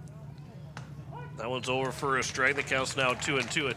And you start thinking about, obviously you're not giving, and I don't think there's anybody on this roster, if you throw out there that you're just giving the game away. As there's a swing and a miss, and that will retire the side. We'll finish that thought process in the bottom of the 5th inning. But another 2-run score in the inning as 8 men come to the plate. There were 3 hits, no errors, and 3 men left on base. We head to the bottom of the 5th, a 5-0 lead for Watertown over Pierre. Back in a minute on KCCR, and you're watching it on YouTube at KCCR Sports. Hello, I'm Pastor Jeff Lathrop of Pierre First United Methodist Church, and I'd like to invite you to join us in person for worship on Sunday mornings at 8:30 a.m. or 11 a.m. You can also join us on Facebook Live or on KCCR 1240 a.m. or 98.9 FM for our Sunday morning broadcast at 11 a.m. Come worship with us at First United Methodist Church, where you will find open hearts, open minds, and open doors. When you're in town for the big game, why not stay where the view is just as great as the action? American in Fort Pierce sits right on the river, offering beautiful scenery, relaxing comfort, and easy access to the ballpark. After a day at the Diamond, there's nothing better than unwinding by the water, and the American always hits it out of the park. Stay by the river. Stay in comfort. Call 605-223-2358 to book your room today. American, where the river meets relaxation. It is the bottom of the 5th inning and a 5-0 lead here on the American Family Insurance Brittany Shuffleby scoreboard for the Watertown Arrows as Cooper Twilliger will dig in against Caden Rylance. Swing and miss on the first pitch. If your name is not Charlie Simpson, you're 0 for 1 with a strikeout when you come to the plate for your second at-bat. So Twilliger trying to change the fortune. There is activity. Looks like Brennan McCullough might be the guy warming up for the Governors out in right field. The lefty is getting loose. It sounds like they're going to maybe save Danberg and Buckles for games 2 and potentially 3. Here's a ground ball up the middle. The diving stop by the shortstop from his knees. The throw will be wide, and it'll be an infield single for Twilliger. And a fantastic diving stop by Briggs over at shortstop behind the bag. And his throw from his knees was just wide. And the Govs do find a way to get a base runner here in the bottom of the 5th inning. And it brings up Sutton Sunshine. Yeah, Terwilliger didn't try to do too much, just stayed with it on the breaking ball, and a fantastic play by Briggs as Sunshine fouls this one off for strike 1. Fantastic play by Briggs that he almost ended up making with it would have taken a perfect throw for him to do so, but it pulled the first baseman in Berg to the first base line side wide of the bag, and Terwilliger is able to reach first safely for the leadoff base runner here for the Govs in this bottom of the 5th. 0-2 pitch to Sunshine, checks his swing, and it'll be strike 3. And Sunshine is down for the second time in strikeouts. And there's one down here in the bottom of the 5th, and it brings up Charlie Simpson. He is 1 for 1 with a single through the left side of the infield.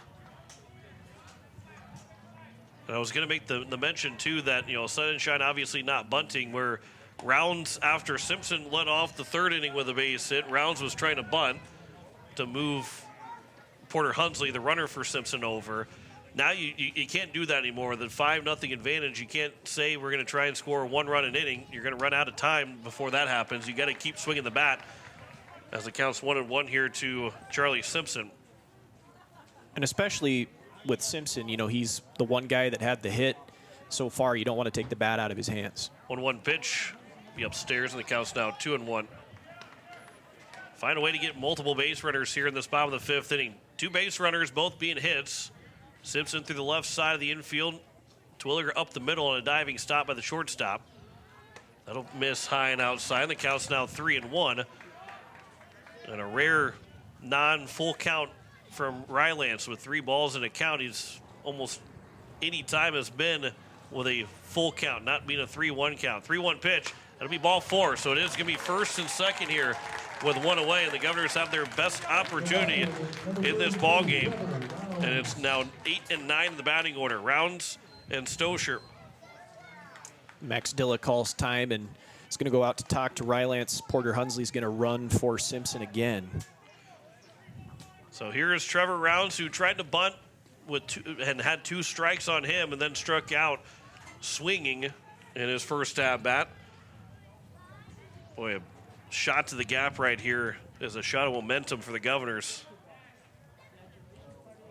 That was Rylance's first walk of the game, by the way. Yeah, that's 1 walk, 12 strikeouts. The third base runner. Here's a ground ball over to the third baseman, underneath the glove into left field. They're going to round Terwilliger at third. The throw will come towards the plate. It'll be just up the line. It is a 5-1 ball game. Everybody else moves up to second and third, and a 1-out error gives the Govs a life and a run to make it a 5-1 game, as now Hudson Stosher will come to the plate. And I'm not entirely sure that that was maybe the smartest play by Cole Hansen, the left fielder. You know, error gets through the third baseman in Reese. You give up the run. They did send Terwilliger. Just give up the run because you still have a 4-run cushion. Don't try to throw it all the way through, because that allows now runs 2 and 3 to move into scoring position with less than 2 outs. So, you know, now you're really putting things in harm's way rather than keeping everybody at first and second. That one will be blocked by the catcher and Dilla. That's a great block there by Dilla. But the count's 1-1. You're exactly right. If he throws it into third and it's first and second, you still get a chance for a double play to get out of the inning. Now a fly ball can score another run somewhere. Base hit can score 2, as this will be fouled back by Stosher. The count's 1-2. And for the third baseman, Reese, he was looking for that 5-3 double play to get out of the inning. And it was just about tailor-made to make that happen until it got under his glove. 1-2 pitch. Stosher chased it, but he fouled it away. It was up at the eyes, and Stosher couldn't hold up on it, but he does get a piece of it. And if you're going to find a way if you're going to swing at a ball, you better foul it away. Here's the 1-2 pitch. This will be turned on and fouled out of play on the left side. It stayed in Hyde Stadium. But Stosher hanging in, battling against Caden Rylance. Working that pitch count up a little bit, too. That was just pitch number 70 for Caden Rylance. Still well in control of being able to finish this ball game. 35 pitches left for Rylance. Swing and a miss, and Stosher will strike out. And there's now 2 down, and it's up to Shufflebine, who's 0 for 2 with 2 Ks. Shufflebine, who came in tied with the team leading in hits with 20, along with Ridge Leinbach, trying to find RBI number 10 and 11 with a base hit. They can cut this lead down to a 5-3 game if you get a base hit. That one, top of the zone on the outside edge for strike 1. Another one of those quick pitches there by Rylance. Here's a ground ball. That'll be off of Rylance over to the second baseman, and the throw to first will retire the side. And the Govs do score a run, but that's all they can get. It's a 5-1 game heading into the top of the 6th inning. Back in a minute here on KCCR and on YouTube at KCCR Sports. Step up to the plate with Overhead Door Company of Pierre. Like your favorite team, we deliver reliability, strength, and top-notch performance. For over 100 years, Overhead Door has been the most respected name in the industry. From commercial or residential repairs to full upgrades, our team of technicians stand ready to provide winning results. Don't let a faulty garage door strike you out. Look for the signature red ribbon and call the industry MVP at 605-224-6200. Bring your garage door game to the big leagues. Is your roof ready for the next South Dakota storm? Don't wait till it's too late. For over 25 years, Karsten Erickson Roofing and Construction has been serving Central South Dakota with quality roofing and construction. He has now added gutters. We offer dependable service, guaranteed workmanship, and no unnecessary flash or fuss. Just reliable protection for your home. Karsten Erickson Roofing and Construction. Experience you can trust. Call today, 605-280-8133. Karsten Erickson Roofing and Construction, serving Central South Dakota for over 25 years. So Ridge Leinbach will stay on the mound. He's got just 10 pitches to work with, as it will be the top of the 6th. 8 men came to the plate. Max Dilla will be the leadoff man, as he struck out looking to end the top of the 4th, but he'll lead off here in the top of the 6th. And a 5-1 lead for Watertown. The American Family Insurance Brittany Shufflebind scoreboard. That first pitch will be upstairs for ball one. If Leinbach can get the first two guys out within 9 pitches, he can find himself an opportunity to get through 6 complete. And that one's over for a strike. The count's now 1-1. And Blake, one of the things, too, for Leinbach is trying to help out games 2 and 3 for the Governor pitching staff by going now as deep as you possibly can. Because if you can alleviate losing a guy pitching-wise in games 2 and 3, you kind of do your part, even though this might not end in a win. Here's a ground ball to the left side. Getz will charge, and that's going to be off his glove. And it'll be into center field. It'll be a leadoff air to open up the top of the 6th inning. Yeah, just a slow roller from Dilla that just gets underneath the glove of Getz. And that's the first time that Max Dilla's reached base this season. That's a huge boost to post 17 there on that hit, and we're going to see probably Evanson run for him here. Yeah, be number or 6. Everson, excuse me. Kate Everson will run. And it's now Cole Hansen. He is 0 for 2 of the fielder's choice, dropping down a bunt, and he will bunt it foul. They're trying to get that run back. But going back to your point earlier, I mean, I think that's a good point that you make. You want to try to save as much pitching as you can for potentially the next, hopefully, 2 games that we'll have for the Govs here the rest of the way. As Hansen will look to square around again, that is going to be ball 1 here and make it a 1-1 count from Leinbach to Hansen. But I think that's a good point. They're going to try and save as much pitching as they can, so they're going to allow Leinbach to reach his pitch limit here in this first game, and then hopefully if McCullough is able to stay under that 30 pitch limit here in this first game, that he's able to throw potentially in game 2 or game 3. 2-1 pitch, bunting that one foul again was Hansen. The count's now 2-2. And just a couple pitches remaining here for Ridge Leinbach. He had, if he wanted to get through a full inning, he had to get 2 outs in 9 pitches, and he's got just 2 pitches remaining. So he has to try to get a double play right now. Otherwise, he's not going to get, or I guess he can get a triple play. But he's going to try and get a double play here. There's a swing and a miss. Runner takes off for second. The throw, the tag. They got him. They got 2 outs, and Leinbach's got 1 pitch remaining, so he can get through the 6th inning. Strike him out, throw him out. 2 away here in the top of the 6th, and it brings up the top of the order at Hayden Reeds. Great throw from Charlie Simpson. Getz got the tag applied. And now doesn't matter how many pitches Leinbach throws, as long as he can get Reese, he can get through 6 completes. First pitch will be upstairs for ball 1. And that's maybe one of those situations that Watertown coaching staff didn't know how many pitches that Leinbach had left, because you wouldn't think that they would send a runner in that situation, because you're wanting to try and eat up as many pitches from pure pitching as you can. So an aggressive style, an aggressive approach there from Watertown that just did not end up working out in their favor here, as Leinbach does have a chance now to finish this top of the 6th. 2-1 count to Hayden Reese. He is 2 for 3. He reached on the air to open up the ball game. Then he singled home a run the 2nd and a single in the 5th. That'll be taken for a strike. The count's now 2-2. And Leinbach a strike away from getting out of this 6th inning and getting 6 complete. This is his last batter of the ball game. 2-2 pitch. This will be fouled out of play on the right side. And again, 105 pitches is the limit, but if you are at 104 to start the batter, you get to finish out that at-bat before you have to be removed from the game. So he could throw 130 pitches by it's all said and told, as long as this at-bat remains. Here's a 2-2. It'll hit the helmet again of Reese. The second time that he has hit someone in the helmet has Leinbach on his last pitch of the day. And so now Reese is down. That one more looked like it skipped off the helmet, but that's still not anything, not really much of a consolation for something like that happening. Again, the Pierre coaching staff going out to check on Hayden Reese. Again, good sportsmanship there, but another one of those instances, that's one of the last things you want to see happen, especially on Leinbach's last pitch of the day.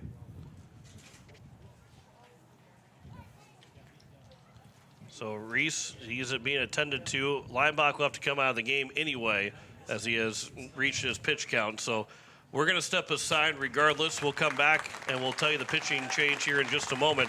You listen to Pierre Governor Baseball on KCCR, and you're on YouTube at KCCR Sports. Look, it's no secret that owning a vehicle can cause a lot of stress, and they get a lot of wear and tear on them through the extreme seasons we've grown to love. Graham Tire wants you to know that you can trust them with any problem that you have with your vehicle. Their ASE certified mechanics can make your AC cool again, or even just change your oil. They can look into and fix those noises that seem to come from nowhere and have you stressed out. Bring your car to Graham Tire so they can put your mind at ease. Graham Tire, your tire store next door. Since the day First Fidelity Bank first opened its doors for business in 1905, we've served the credit and investment needs of this area. The money that's deposited with us is reinvested locally in the form of loans to area families, farms, and small businesses, where it can help create new opportunities for everyone in our community. First Fidelity Bank, first-class banking on a first-name basis. Member FDIC, an equal housing lender. Online at ffb-sd.com. Want technology solutions you can trust from a neighbor you know? Comtech, locally owned and serving Pierre and surrounding area since 2009, is dedicated to keeping your home, farm, and business connected and secure. We offer a full range of services, from audio and video, security, surveillance, and networking with expert installation and support. Visit our storefront, call us at 605-224-4066, or visit our website, comtechplus.com, to experience the Comtech difference. Comtech, your local technology experts. Hey, yo, Speedo's Lawn Care. Hello. Say, my yard's in rough shape. It's got weeds, brown spots, and crabgrass. Yeah, no problemo. What shade of green you need? We got 31 shades of green over here. Even the latest shade of septic tank grass green. That one just naturally gives off a glow. Call the professionals at True Green. They know how to get your lawn healthy and keep it healthy. They guarantee it. All technicians are trained and certified. Call True Green, 224-1916.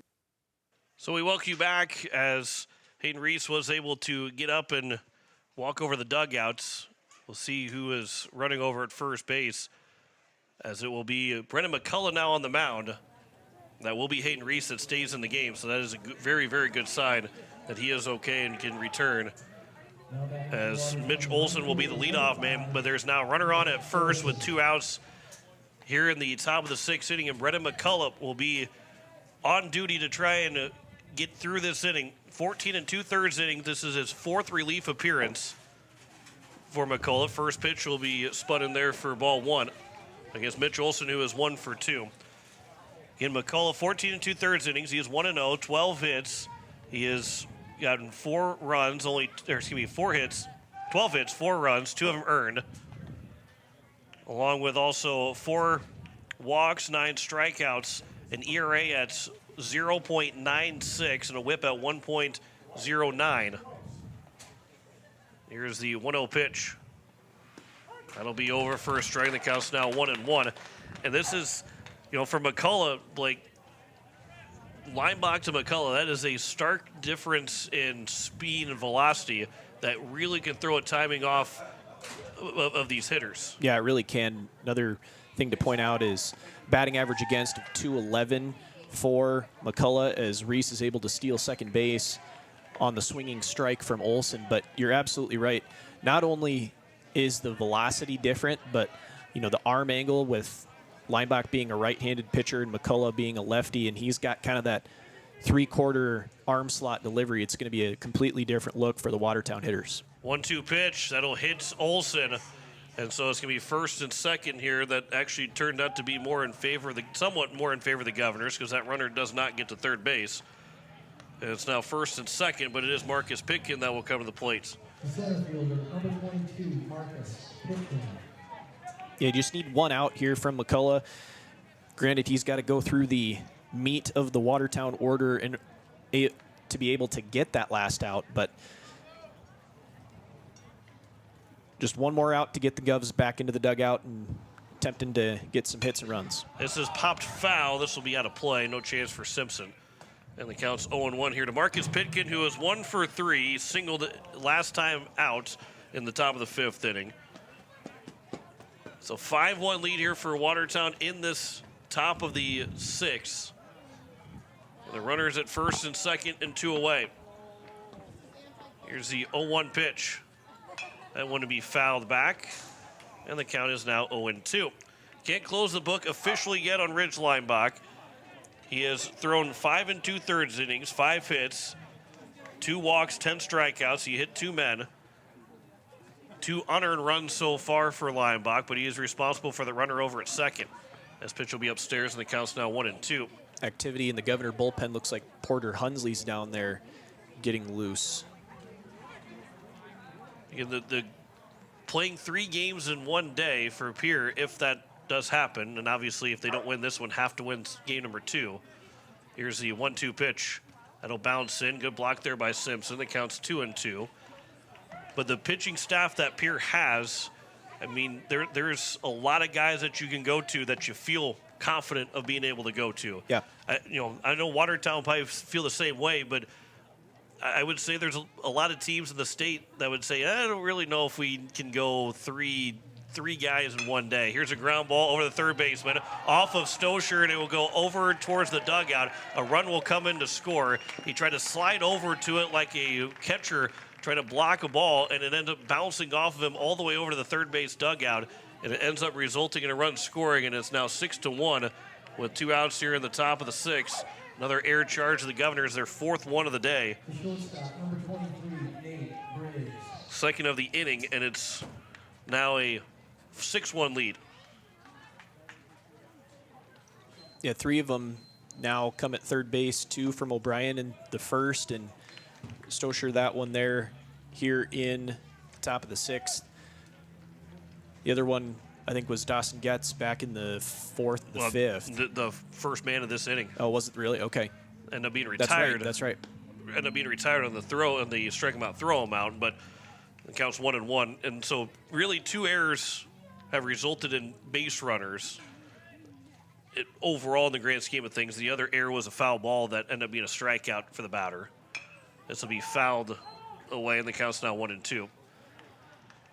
In the grand scheme of scoring things, that one's always one that's tough to me because you still got the guy out. So like a perfect game, you could retire all 27 guys in a row. But if there's a foul ball that's dropped for an error, that's right, that kills your perfect game. Here's the 1-2 that is floated to the second baseman. Shufflebind will make the catch, and that will retire the side. Here in the top of the 6th inning, but another run does score. With no hits in the inning, there were 2 errors and 2 men left on base. We head to the bottom of the 6th, 6-1. Watertown leads Pierre. Back in a minute on KCCR.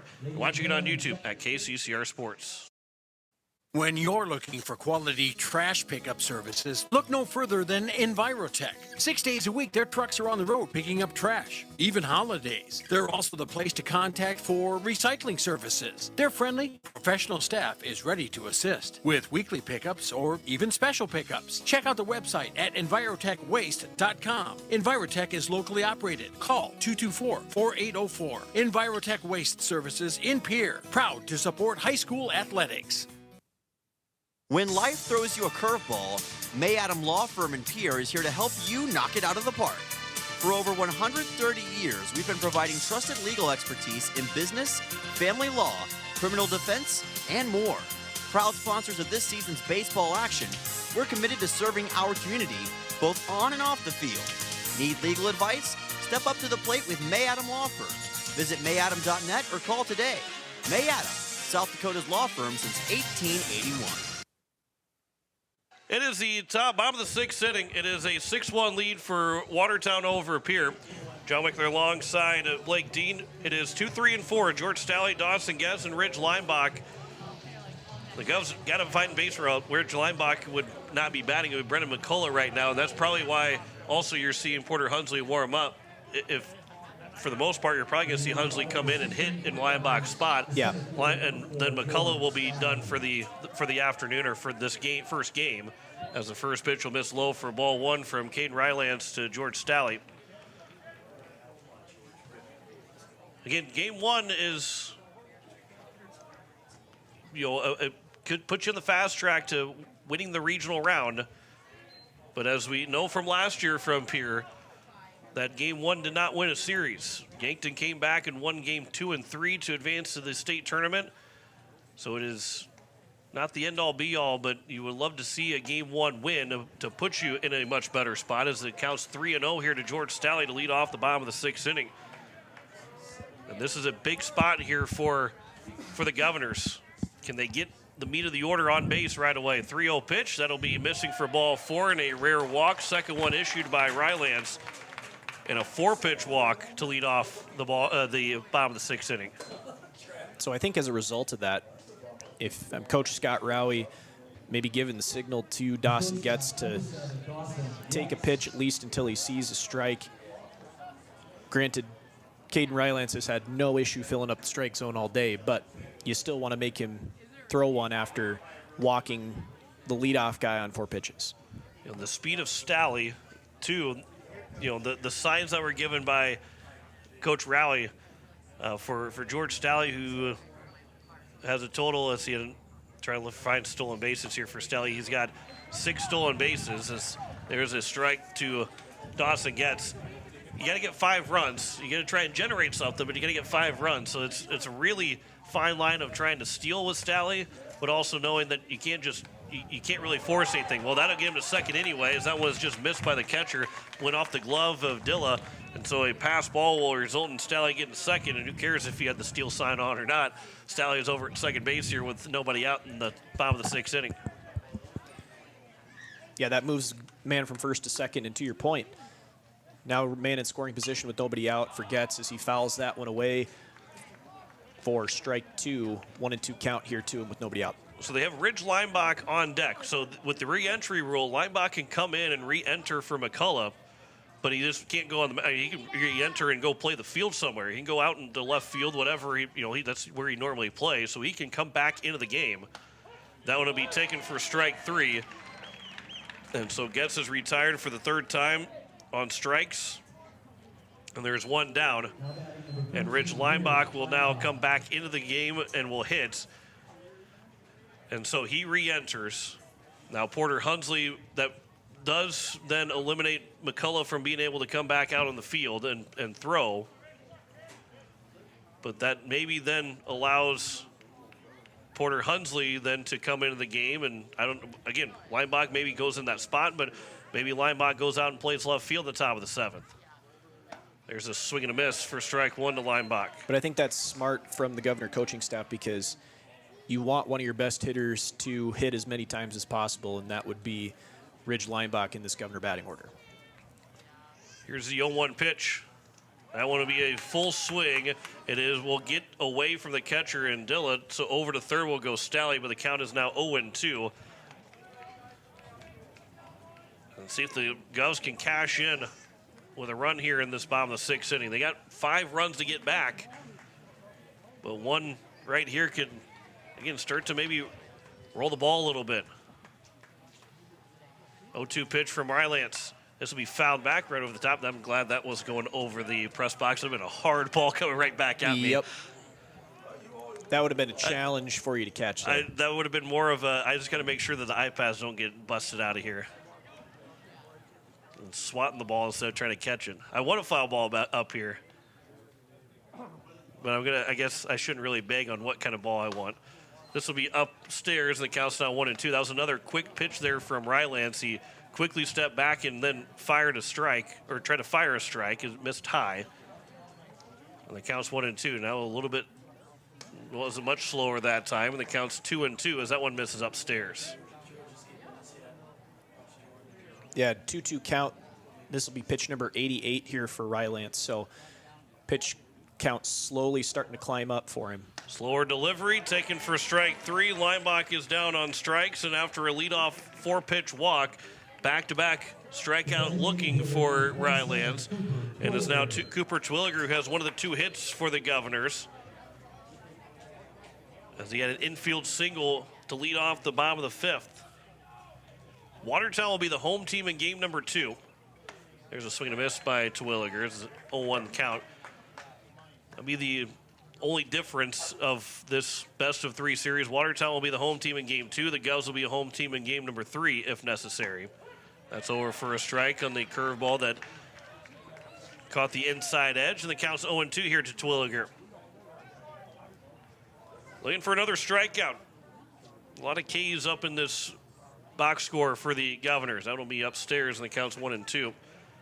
Looking for number 16 for Rylance. That's 16 through 6 innings. Not a lot of putouts. That one will miss. And the count's now 2 and 2. That would mean that only 2 outs would have been outs that are put in play. Yeah, George Staley flew out to right and Shufflebein grounded out. It's the only times they've been not strikeouts, and that will retire the 3rd inning, or the 6th inning, as Twilliger strikes out, 3rd strikeout of the inning, and 16 strikeouts on the day for Caden Rylance. No runs, no hits, no errors, and a man left on base. To the top of the 7th we go.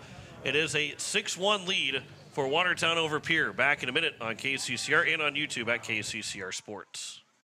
With any dream, the wind won't always be at your back, the sun won't always be shining, and some rain is going to fall. American Family Insurance is like a good, solid roof that you can trust to protect your biggest dreams. With plans that could save you up to 23% when you bundle your home and auto. Also, you can continue to dream fearlessly, no matter what comes your way. American Family Insurance. Visit mfam.com to learn how discounts may apply to you. American Family Mutual Insurance Company assigned its operating company, 6000 American Parkway, Madison, Wisconsin. Contact the Brittany Shufflebein Agency, LLC, 224-6627. Looking for your next new or used car, truck, or SUV? Then go no further than the comfort of your own home. Shop online at lambmotor.com. On lambmotor.com, you'll find the vehicles Lambs has in stock. You can schedule a test drive or your vehicle's next tune-up, all online. New or used, shop for it all online, anywhere you are. Lamb Motor has the right vehicle for you. Lamb Motor in Oneida and online, lambmotor.com. So now it is Porter Hunsley on the mound here at the top of the 7th inning, as he will try and keep this a 6-1 deficit, as Watertown will have 5, 6, and 7 due up here at the top of the 7th inning. Brendan McCullough will have just that 1/3 of an innings pitch without allowing anything on his stat column, 13 pitches. Leinbach finished with 109. McCullough finished with 13. So you have to subtract that from the 105, but he is available to pitch again today, as that will miss high for ball 1 by Porter Hunsley. And so now Hunsley, the 3rd pitcher to work here for the Governors in game number 1. That's over for a strike. That counts now 1-1. For Hunsley, he has thrown 13 in the 3rd innings. All of his appearances have been in relief. 2-1 with a save. 11 hits, 4 runs, 3 of them earned, 7 walks, 5 strikeouts, 1.58 ERA, 1.35 whip, and a batting average against it, 224. This counts 2-1 here to Nash Berg, who has a 2 RBI single back at the top of the 5th inning. That will drop in, lefty on lefty matchup, and the count's 2-2. Pretty unique for the Govs to be able to throw 2 lefty relievers out at this Watertown lineup after Ridge Leinbach. 2-2 pitch will miss low and away, and the count's now 3-2. A lot of times you're just hoping that you have one lefty on your team. Yeah. And you've got several lefties. John Newharth also throws left-hand. This will be popped up left side. Simpson behind the plate will make the catch. That was a catch made by Simpson, and he looked back up and looked at his glove again. I don't know if it just didn't feel right catching in the big catcher's mitt of Simpson, but he does retire Berg for the first out in the top of the 7th, and it'll bring up Trayton Hemrick. Not a lot of times you think it's good if your guy catches the ball and then looks back up and then looks at his glove after he looks back up, as the first pitch will miss low for ball 1, but Simpson did make the catch for the first out. Yeah, definitely did not look comfortable, but however, it doesn't have to be comfortable as long as you secure it for an out. That one will miss low, and it counts 2-0. 10-1 win for Jefferson over Spearfish, so they win the series 2-0 over the Spartans. And Jefferson now is the top 4 teams that have all advanced. That one's over for a strike, counts 2-1 to Hemrick. So now the Governors know that they would be the 5 seed. They knew they were going to play the 2:30 game regardless, but now they know they're the 5 seed if they do win. And Watertown does know they're the 8 seed if they win. That one's over for a strike, and it counts 2-2. So Brandon Valley, the 7 seed, they're currently up on Roosevelt. That's the only other game going on right now. We also got Stevens and Mitchell starting here in less than an hour. Here's a ground ball back up the middle. Shufflebein behind the bag will field. The second baseman to throw to first is in time. And there's 2 down now here in the top of the 7th. And it will bring up the number 7 man, Carter Bisker. It's a tough play there by Carter Scheffelbein. He's able to hang with it right behind the bag. You know, it's kind of one of those plays where you're not really sure if it's going to give you a clean hop or maybe hit off the lip or even the second base bag, but he sticks with it, able to fire strike across to J.J. Buckles for out number 2. And now strike number 1 here from Porter Hunsley to Carter Bisker, the designated hitter. Pierre will have 6, 7, and 8 due up to start the bottom of the 7th inning. No activity in the left field bullpen. They're trying to get Rylance through all 7 innings in game number 1 and then have a lot of pitching available for the next 2 games, but knowing that they need to win just one of them to go win the series. There's a swing and a miss, and the count's now 1-2. Here to Carter Bisker. He is 0 for 3, ground out and 2 strikeouts. Hunsley delivers the 1-2 pitch. That one will be fouled away as Bisker kind of chased it but was protecting, and it remains at 1-2. And Rylance does have 12 more pitches left here in the ball game, so an opportunity for him to finish this one out if he's able to get through the inning on 12 pitches as Bisker fouls it off near the third base dugout to remain at 1-2. Sunshine, Simpson, and Round, the first 3 hitters. Here's the 1-2 pitch. This will be fouled out of play again, and Bisker not going away quietly. If Hunsley can stay under the 30 pitch count, he would be available to throw again in games 2 or 3. And so far, that is on track here in the top of the 7th inning. 1-2 pitch. This will be popped up. Right side, foul territory. Buckles with plenty of room. He'll make the catch and retire the side. A 1-2-3 inning for Porter Hunsley in the top of the 7th. We head to the bottom of the 7th. Last chance for the Governors, down by 5, 6-1, as we come back in a minute with that final half of this regulation ball game. It is Pierre Governor Baseball on KCCR and on YouTube at KCCR Sports. No one likes to have electrical problems, but when they happen, call Todd's Electric at 223-2518. With over 28 years of experience, Todd's Electric can handle any type of electrical problem, whether it's residential, commercial, or agricultural. Their knowledgeable staff knows and understands the importance of your home, business, or ag facility and are prepared to help. Call Todd's Electric at 223-2518. That's 223-2518. Todd's Electric, serving the Pierre and Fort Pierre areas. The line to power.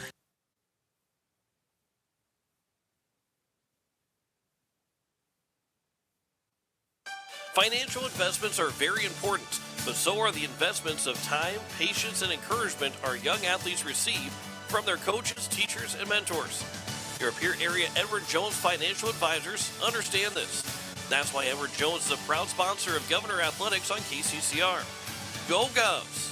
For all your investment needs, call or stop by one of our offices to visit with your Pierre area Edward Jones Financial Advisor. Edward Jones, member SIPC. As we welcome you back, it is a 6-1 lead on the American Family Insurance Brittany Scheffelbein scoreboard for the Watertown Arrows over the Pierre Governors. John Wicker alongside Blake Dean as we get set for this bottom of the 7th. Sutton Sunshine will lead things off. First pitch is over for strike 1. As Sunshine 0 for 2 with 2 strikeouts so far. That'll be over for a strike. The count's now 0-2 here to Sunshine. Caden Rylance, there is some activity on the left field bullpen right now, but it will be a strikeout of Sunshine. He goes 0 for 3 with 3 strikeouts here in game 1, and there is now 1 down here in the bottom of the 7th, and it will bring up Charlie Simpson, who has been the only guy to reach base both times he's come to the plate.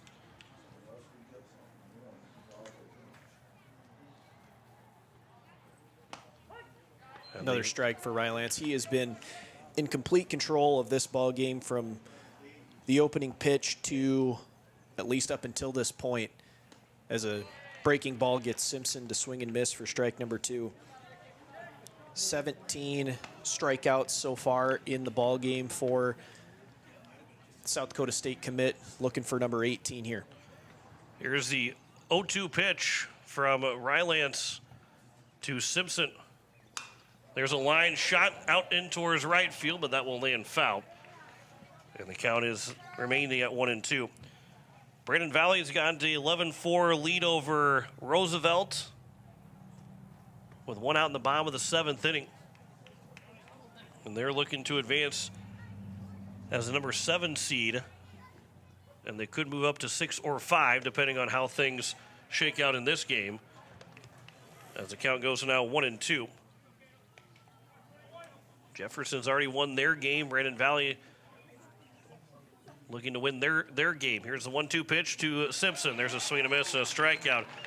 And another K for Caden Rylance. And it's up to Trevor Rounds to get things started here in this second game, or this first game. And they want to check how many pitches that Rylance has thrown just to make sure that... 101 is what I have. Yeah, and just a quick check there from Coach Ryan Neal. Or 102, I guess. Or, no, 101. Not a bad thing to do, as this will be fouled. Somehow did not hit any of the netting or the screen as the count's 0-1. The chain link fence here at Hyde Stadium. Counts 0-1 here to Rounds. He's 0 for 1. Oh, make that 0 for 2. Struck out swinging in the 3rd, and then reached an error in the 5th inning.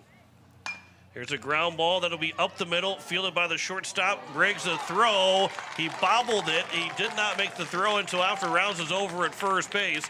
So it'll be a 2-out error that will extend the game to now Hudson Stosher. The third baseman, number 11. It was the second error by Watertown in the ball game. That first error helped score the only run for the Govs. But now it's up to Stosher to get it back to the top of the order, and the Govs need a 5-run comeback with 2 outs.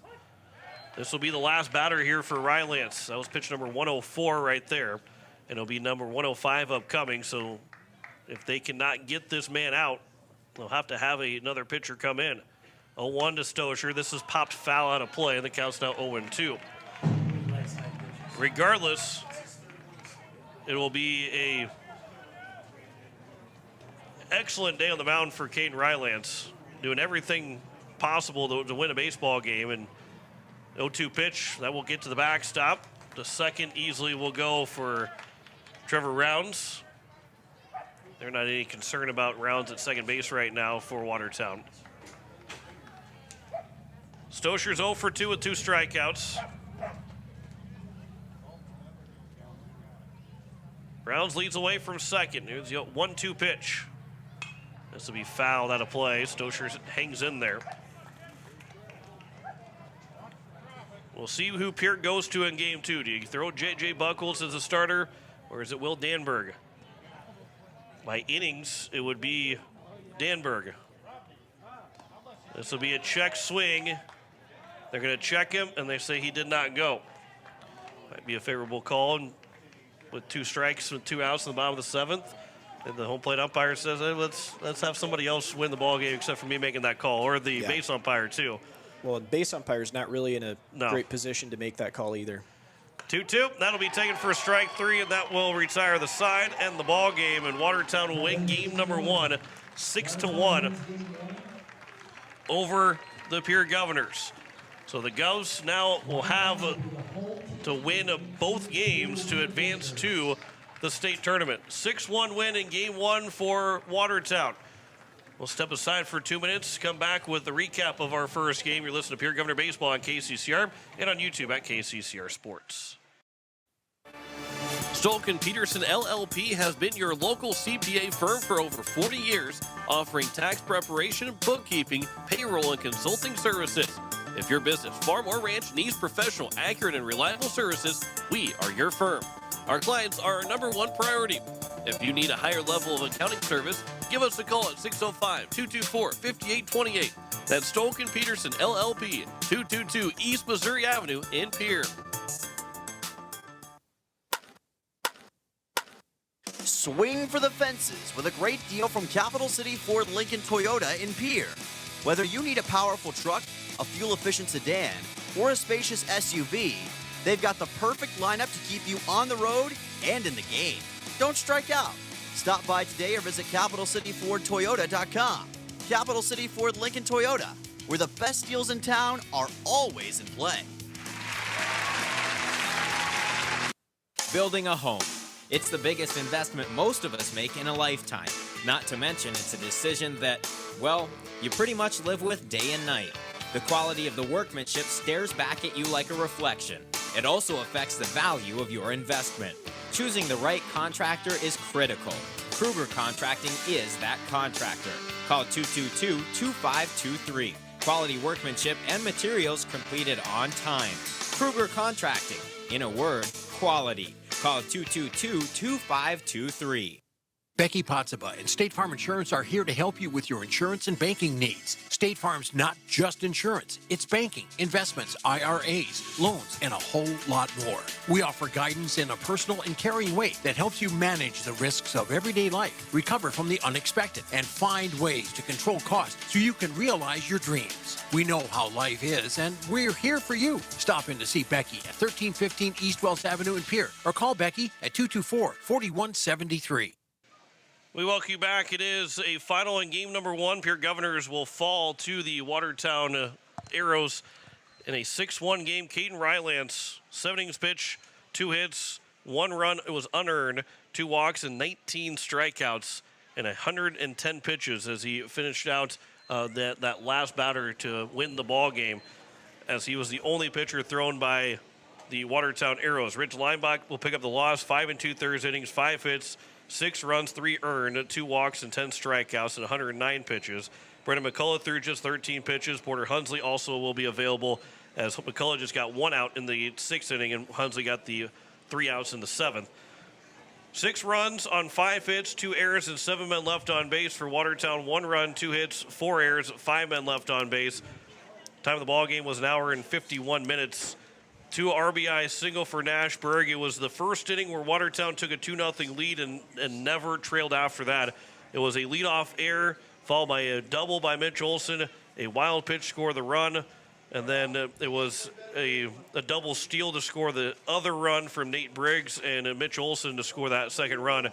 And Watertown, again, never trailed in the game, Blake, and they find themselves now 1 win away from upsetting the Pierre Governors and advancing to the state tournament. Yeah, I don't think that any team in the state has a number 1 that can match what Caden Rylance just did here at Hyde Stadium in game number 1.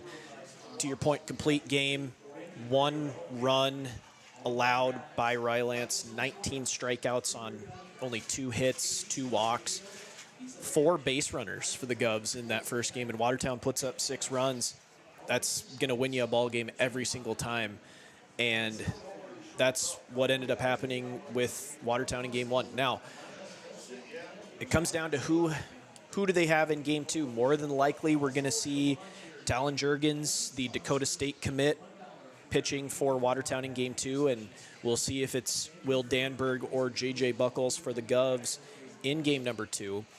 But regardless, both teams, apart from their number 1s, have everybody available to pitch the rest of the way. So it's going to take a village, not just one game, to advance here to the state tournament. And we'll potentially have game 2 and game 3, if necessary, coming up here for you over the next few hours here.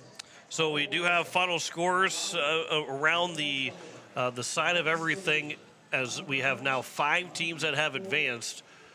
Brandon Valley just won 11-4. Jefferson won 10-1 earlier. So as you look at our bracket, if you're watching on YouTube at KCCR Sports, Harrisburg, Lincoln, and O'Gorman all swept already. They advanced to the top 3 seeds. Jefferson, that 4 seed, they swept Spearfish, and Brandon Valley just swept Roosevelt just a couple minutes ago. So they're up. Those 5 teams are in. Brandon Valley, the 7 seed. Yankton and Brookings still will play tonight, game 1 at 5 o'clock. Game 2 of Stevens and Mitchell coming up in about a half an hour. They're up. Stevens up 1-0 in that series. So Watertown right now the only lower seed to win game number 1, or a game against the higher seed, as they look to try and advance over the Pierre Governors. But Pierre will have to come back and win both these games. Game 2 and 3. So we got to play 3 today. Yep. We have to play 3 today. We want to see 3 games now be played. We didn't want to see 3 going into it, but now we want to see 3 games here at Hyde Stadium before the end of the day, and see if the Governors can still advance to the state tournament. So game 2 will be on deck. That'll be coming up about 1:30 here this afternoon.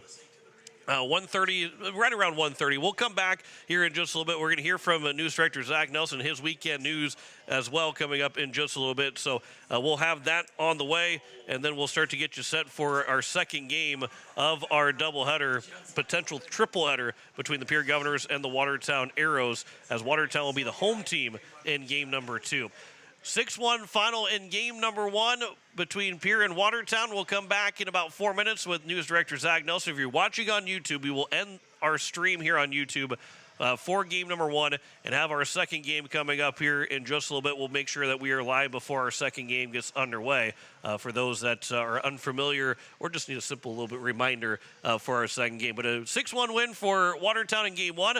We'll come back with our second game coming up here in just a little bit. Back to the station now here on